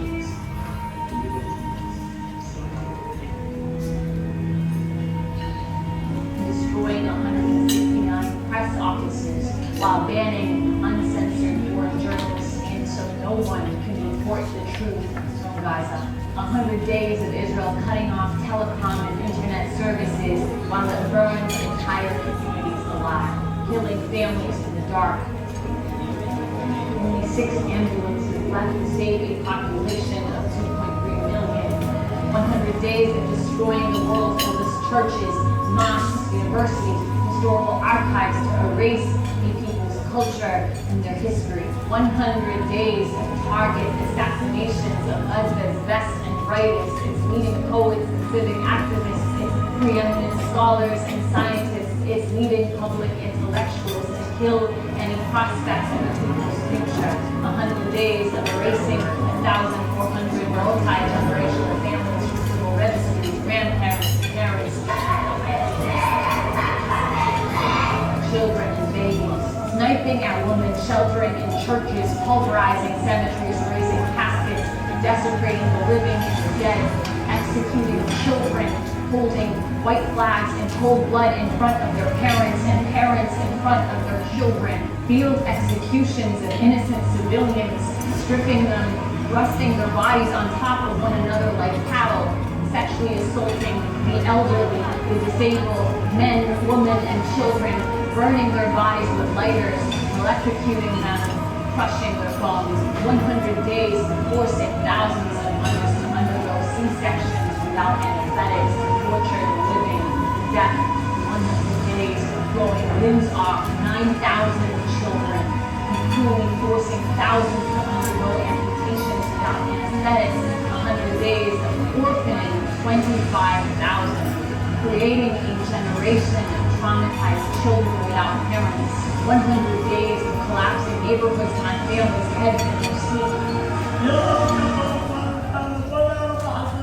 As they shelter in UN schools after being forcibly displaced from their homes, children's bodies crushed beneath rubble, soldiers laughing and filming themselves as they press the button to wipe out entire blocks on children's heads as though human lives are a game that they play. The sadism and sense of impunity and hatred for innocent life, knowing no likeness in our lifetime. 100 days of them telling the world what they are doing in horrifying language, followed by action at the highest levels and across society. Language that we heard in the worst horrors of human history, speaking of annihilating a people and human animals. And that is why the world is marching with Palestine, because it's impossible to know the truth as a human being of conscience and to uphold this for human life. 100 days of the first genocide in history, where its victims are broadcasting their own destruction in real time in the desperate, so far vain hope that the world might do something. This can never be self-defense.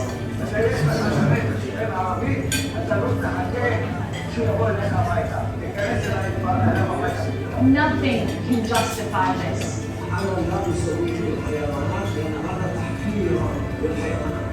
This is genocide on a population that's been subjected to 75 years of annihilation, of ethnic cleansing and vicious apartheid on their land in Gaza and in the West Bank, and Nakba that has never ended. 56 years of brutal, illegal occupation and violent oppression, of 17 years of a deadly siege in the world's largest concentration camp, of people denied their rights to exist for the past 75 years, denied their rights to live in dignity and in freedom, of people persecuted for decades, massacred in the thousands, held hostage in the thousands before October 7th, and every day after October 7th, tortured in indefinite military detention without trial or charge, including thousands of children suffering pogroms of their villages, the destruction of their homes and schools, the uprooting of their olive trees and their history and their families and their livelihoods.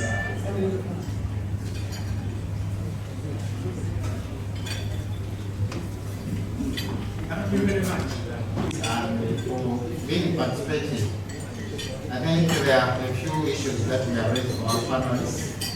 Somebody who asked the council that who determines whether it is a genocide or not, because we talked about the Genocide Convention. And someone else was, saying that why are they talking about only Israel and not about the other countries that were formed out of the greater Palestine, like Jordan, like Syria, but I think that was actually answered. It was only the Palestinians, but it was only the Palestinians that were left stateless after that partition that took place.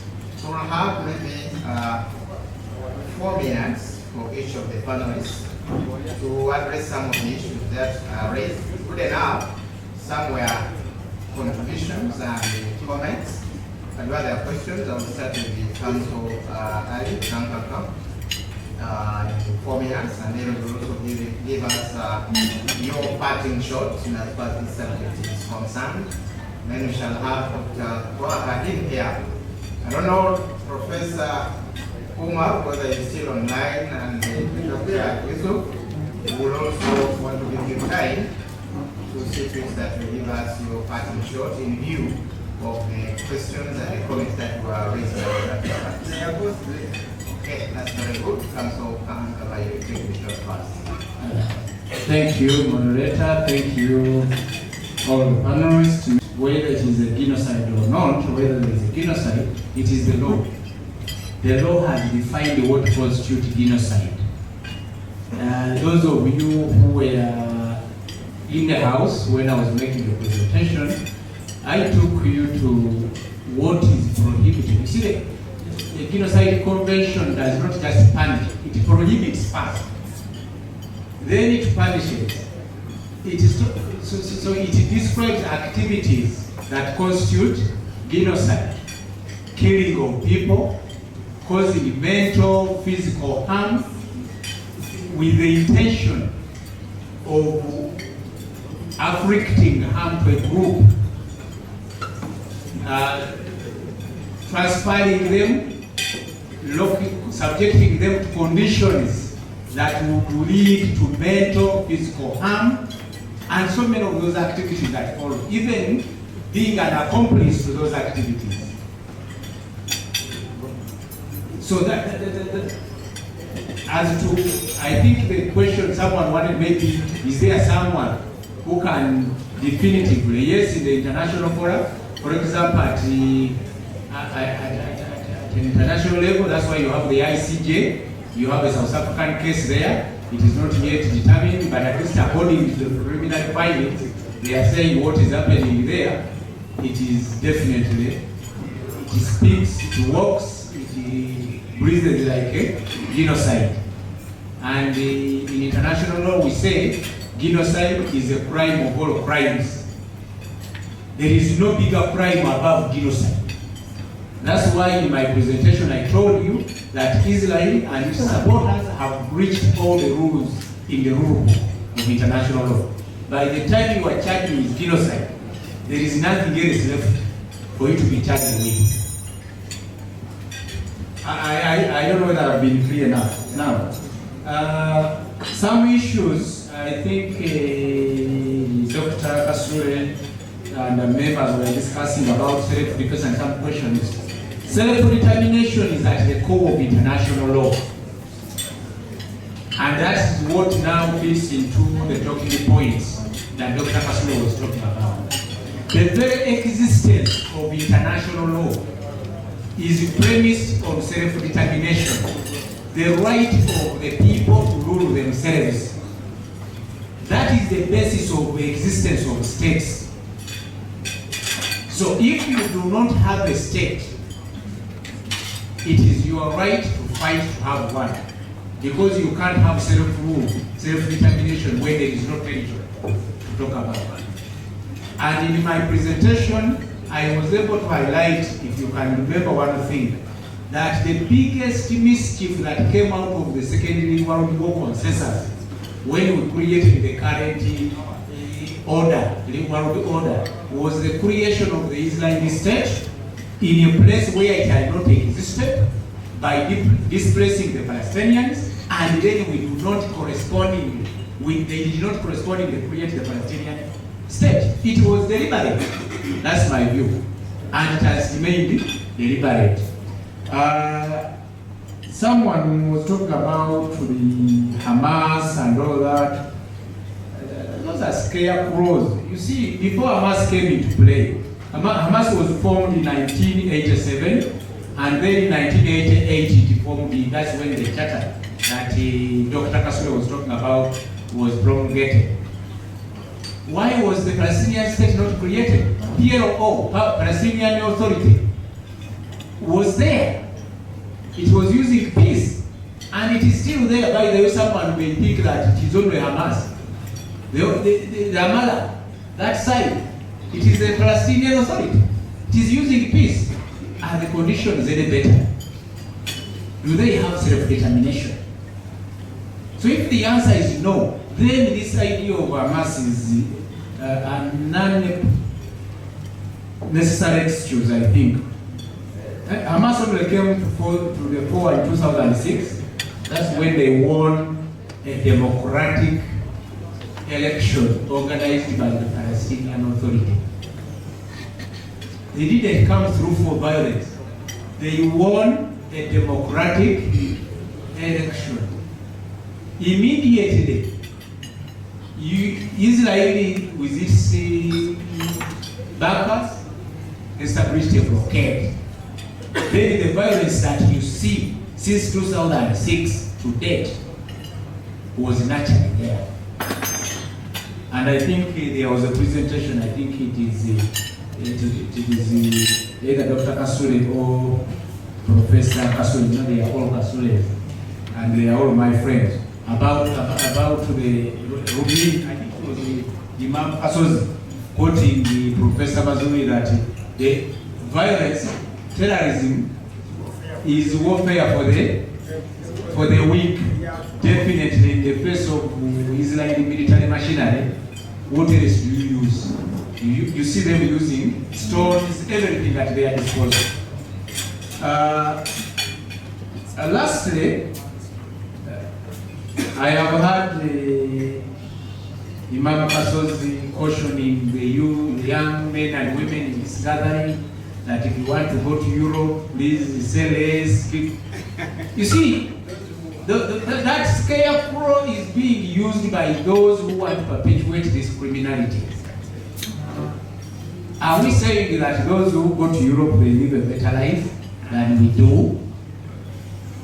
The people seated here, I'm glad that I have worked with them for a long time. I started my work at the university. These were my bosses. I have never tried to go outside, but I have traveled. But I will not allow someone to stop me from speaking, expressing my opinion, because he or she can deny me a visa. If I can't go to US, I have gone there, they have never stopped me. In Europe, going to the next month, if they want, they can stop me, I will come back and eat my matoke. But when we are dealing, ask yourself, you saw these pictures, ask yourself, Is your going to Europe more important than the destiny of those young children, those innocent people being murdered? The Jews, when they were being murdered, were they murdered in the Middle East? Were they killed in Africa? They were killed in Europe. So why should you be intimidated by a threat to deny you entry into a civilization which Professor Kasore said is essentially violent, essentially criminal in nature, and racist at the core? Now, before I take a leave, I want to say one thing, that genocide being a crime of all crimes, and knowing very well that there is no way Israel would have, or any nation on this planet, leave alone Israel, can perpetuate genocide without either the trust and positive support of the power that be, or criminal silence of those very power. The academics in this room and on the platform, I want to leave you with a question which has been disturbing me. Is all this being done in the name of Israel, or Israel was simply a project, as someone put it? Is it a pawn? And therefore we stop addressing Israel, we address the chess master.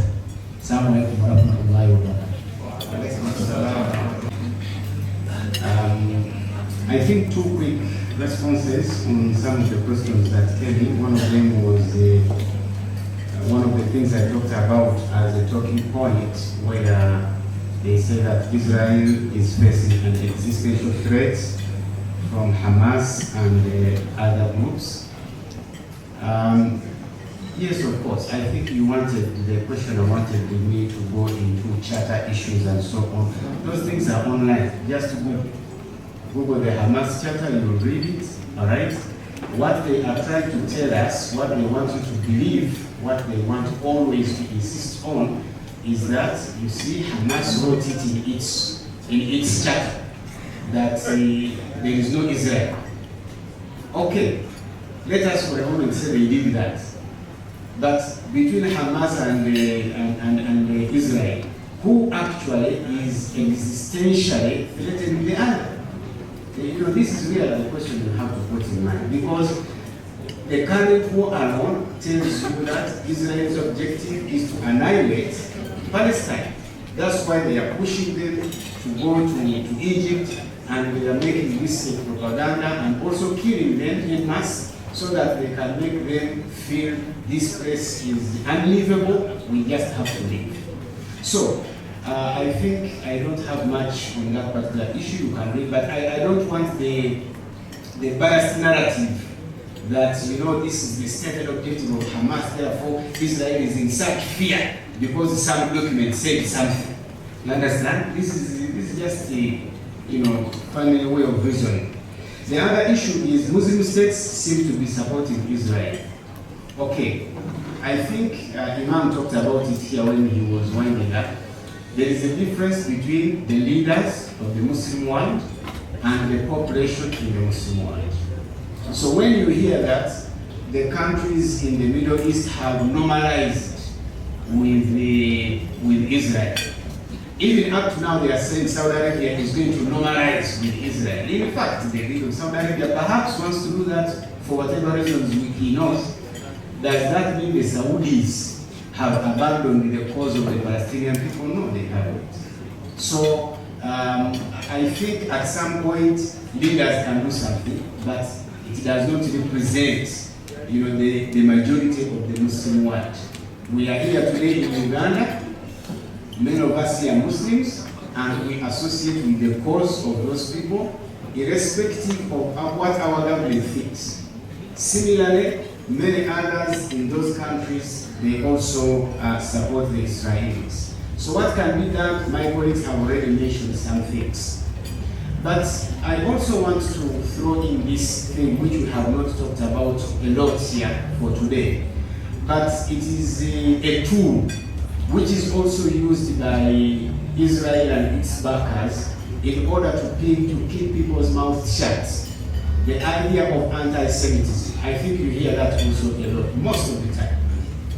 Once you talk about Israel, or when you talk about Zionism, which Shaban was mentioning here, once you try to criticize anything related with Israel, they will say you are anti-Semitic.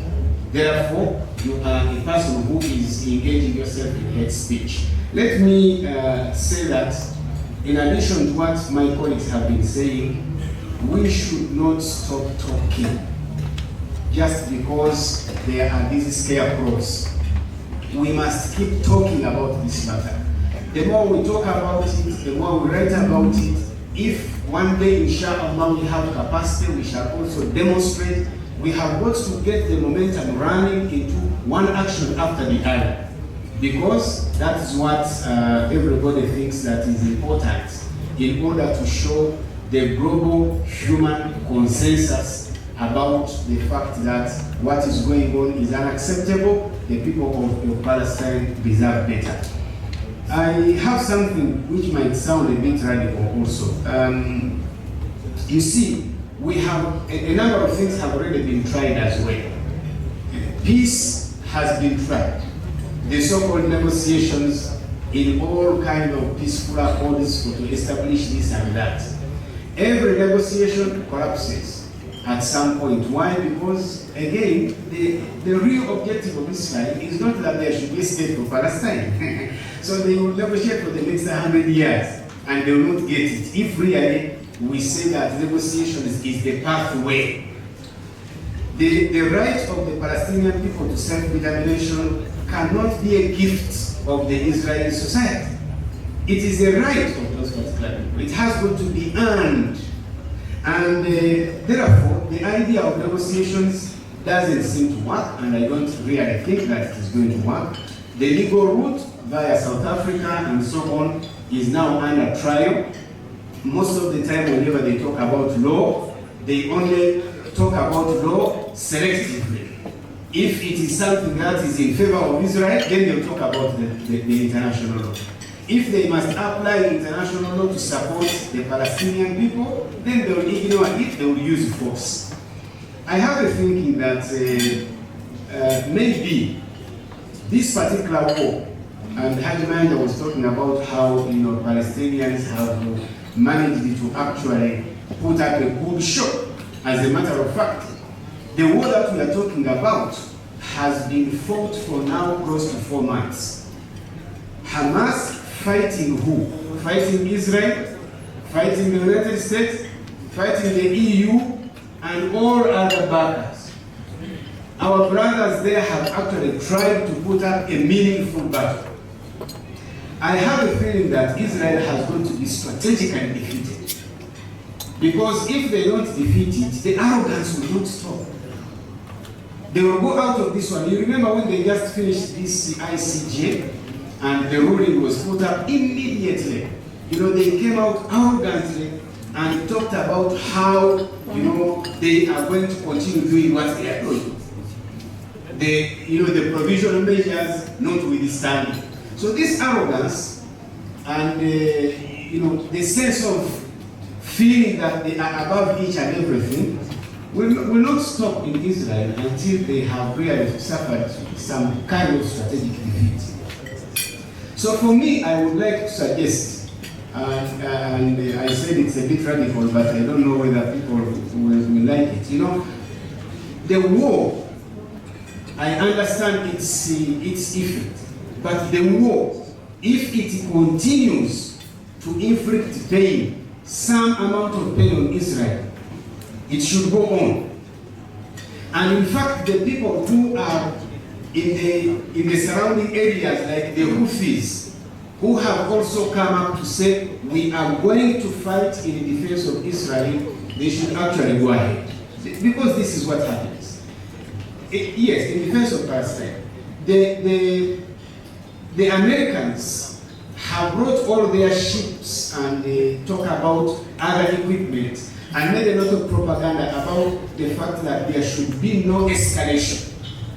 Well, because they fear the escalation is going definitely to destroy the objective that they are fighting. They want to concentrate it in Gaza, defeat the people, annihilate them, send them out of Gaza, and the game is over. You are the people who are giving weapons to Israel. And then you are telling everybody else, we don't want escalation, please don't come in, don't join the war. So the Houthis actually doing a great job. They should fight them. In fact, I thought that Hezbollah would be deeply into the war by now. I'm a bit disappointed. So I would like to see that all the fighting groups actually open different war fronts, because that is the only way you have to stretch those who are concentrating all the effort on a small group in Gaza. And when they do that, they will come to strategic defeat of Israel. That's what happened in Afghanistan. They were not interested in leaving Afghanistan alone until those people fought them and strategically defeated them, and they walked away and they left the country in the hands of the Taliban. So, some idea here, but I know some people fear it. So, I want to really root for the argument, like Yusuf was mentioning. He wants to put different forms of argument on the matter. We might need to be thinking about the fact that this continuation, as long as the Hamas and other fighters have the capacity to continue fighting, they shouldn't be discouraged. Because the more they fight the enemy, the more they expose the weakness of that enemy. And inshallah subhanahu wa ta'ala, Allah will give them victory with all the other things that we are doing to help them. I want to thank you now in my party message as organizers. I really want to thank you so much, our dear participants who have come into this particular discussion today. We have spent over 4 hours in this room talking about a very important issue from all angles: humanistic angle, rights and responsibilities to our brothers, and so on and so forth. So we really feel that you have given this a great presence and a great discussion as well. Our members who have been online, thank you so much. We want to thank our co-organizers, Uganda Muslim Youth Assembly, and especially all those people who financed this particular campaign. We have looked for money, and alhamdulillah, there were people willing to say, if it is for this purpose, we are going to put money here. We also want to thank Hotel Africana, management, and the operations people who allowed us this whole moment to come and do this particular function here. We shall never forget all the contributions that have been made by everybody towards this function. But as we have mentioned, we really want the momentum to grow over this. If you have had it here, go back to your local mosque and continue talking to those who are down there. And let the conversation keep speeding. Inshallah, we shall reach to another level at some point to come. Jazakumullah khair. We are very, very grateful, and we hope, inshallah, we shall have other opportunities to meet on this and other matters of our community. Jazakumullah khair. Wassalamu alaikum wa rahmatullahi wa barakatuh.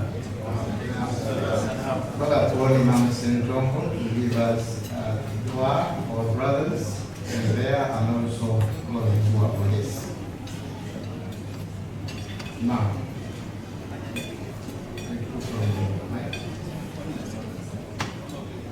أعوذ بالله من الشيطان الرجيم. بسم الله الرحمن الرحيم. الحمد لله رب العالمين الرحمن الرحيم مالك يوم الدين. إياك نعبد وإياك نستعين.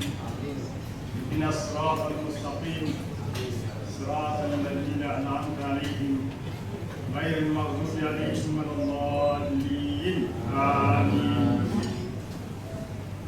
In my dua with the hadith of Rasulullah sallallahu alaihi wasallam, where it is quoted as having said, that if a person, a Muslim, dies without having participated in jihad, or at least wishing that I wish I had the ability to participate in jihad, he dies with the semblance of nifaq in his heart. So on that basis, I want to say that we give our solidarity to our brothers and sisters in Palestine and in every other place. We pray that Allah subhanahu wa ta'ala rescues them from the enemy and the Jews, the Israeli state, and their supporters, America and the others. ربنا إننا ظلمنا أنفسنا وإن لم تغفر لنا وترحمنا لنكونن من الخاسرين. ربنا إننا ظلمنا أنفسنا وإن لم تغفر لنا وترحمنا لنكونن من الخاسرين. ربنا إننا ظلمنا أنفسنا وإن لم تغفر لنا وترحمنا لنكونن من الخاسرين. ربنا لا تؤاخذنا إن نسينا أو أخطأنا. ربنا ولا تحمل علينا إصرا كما حملته على الذين من قبلنا.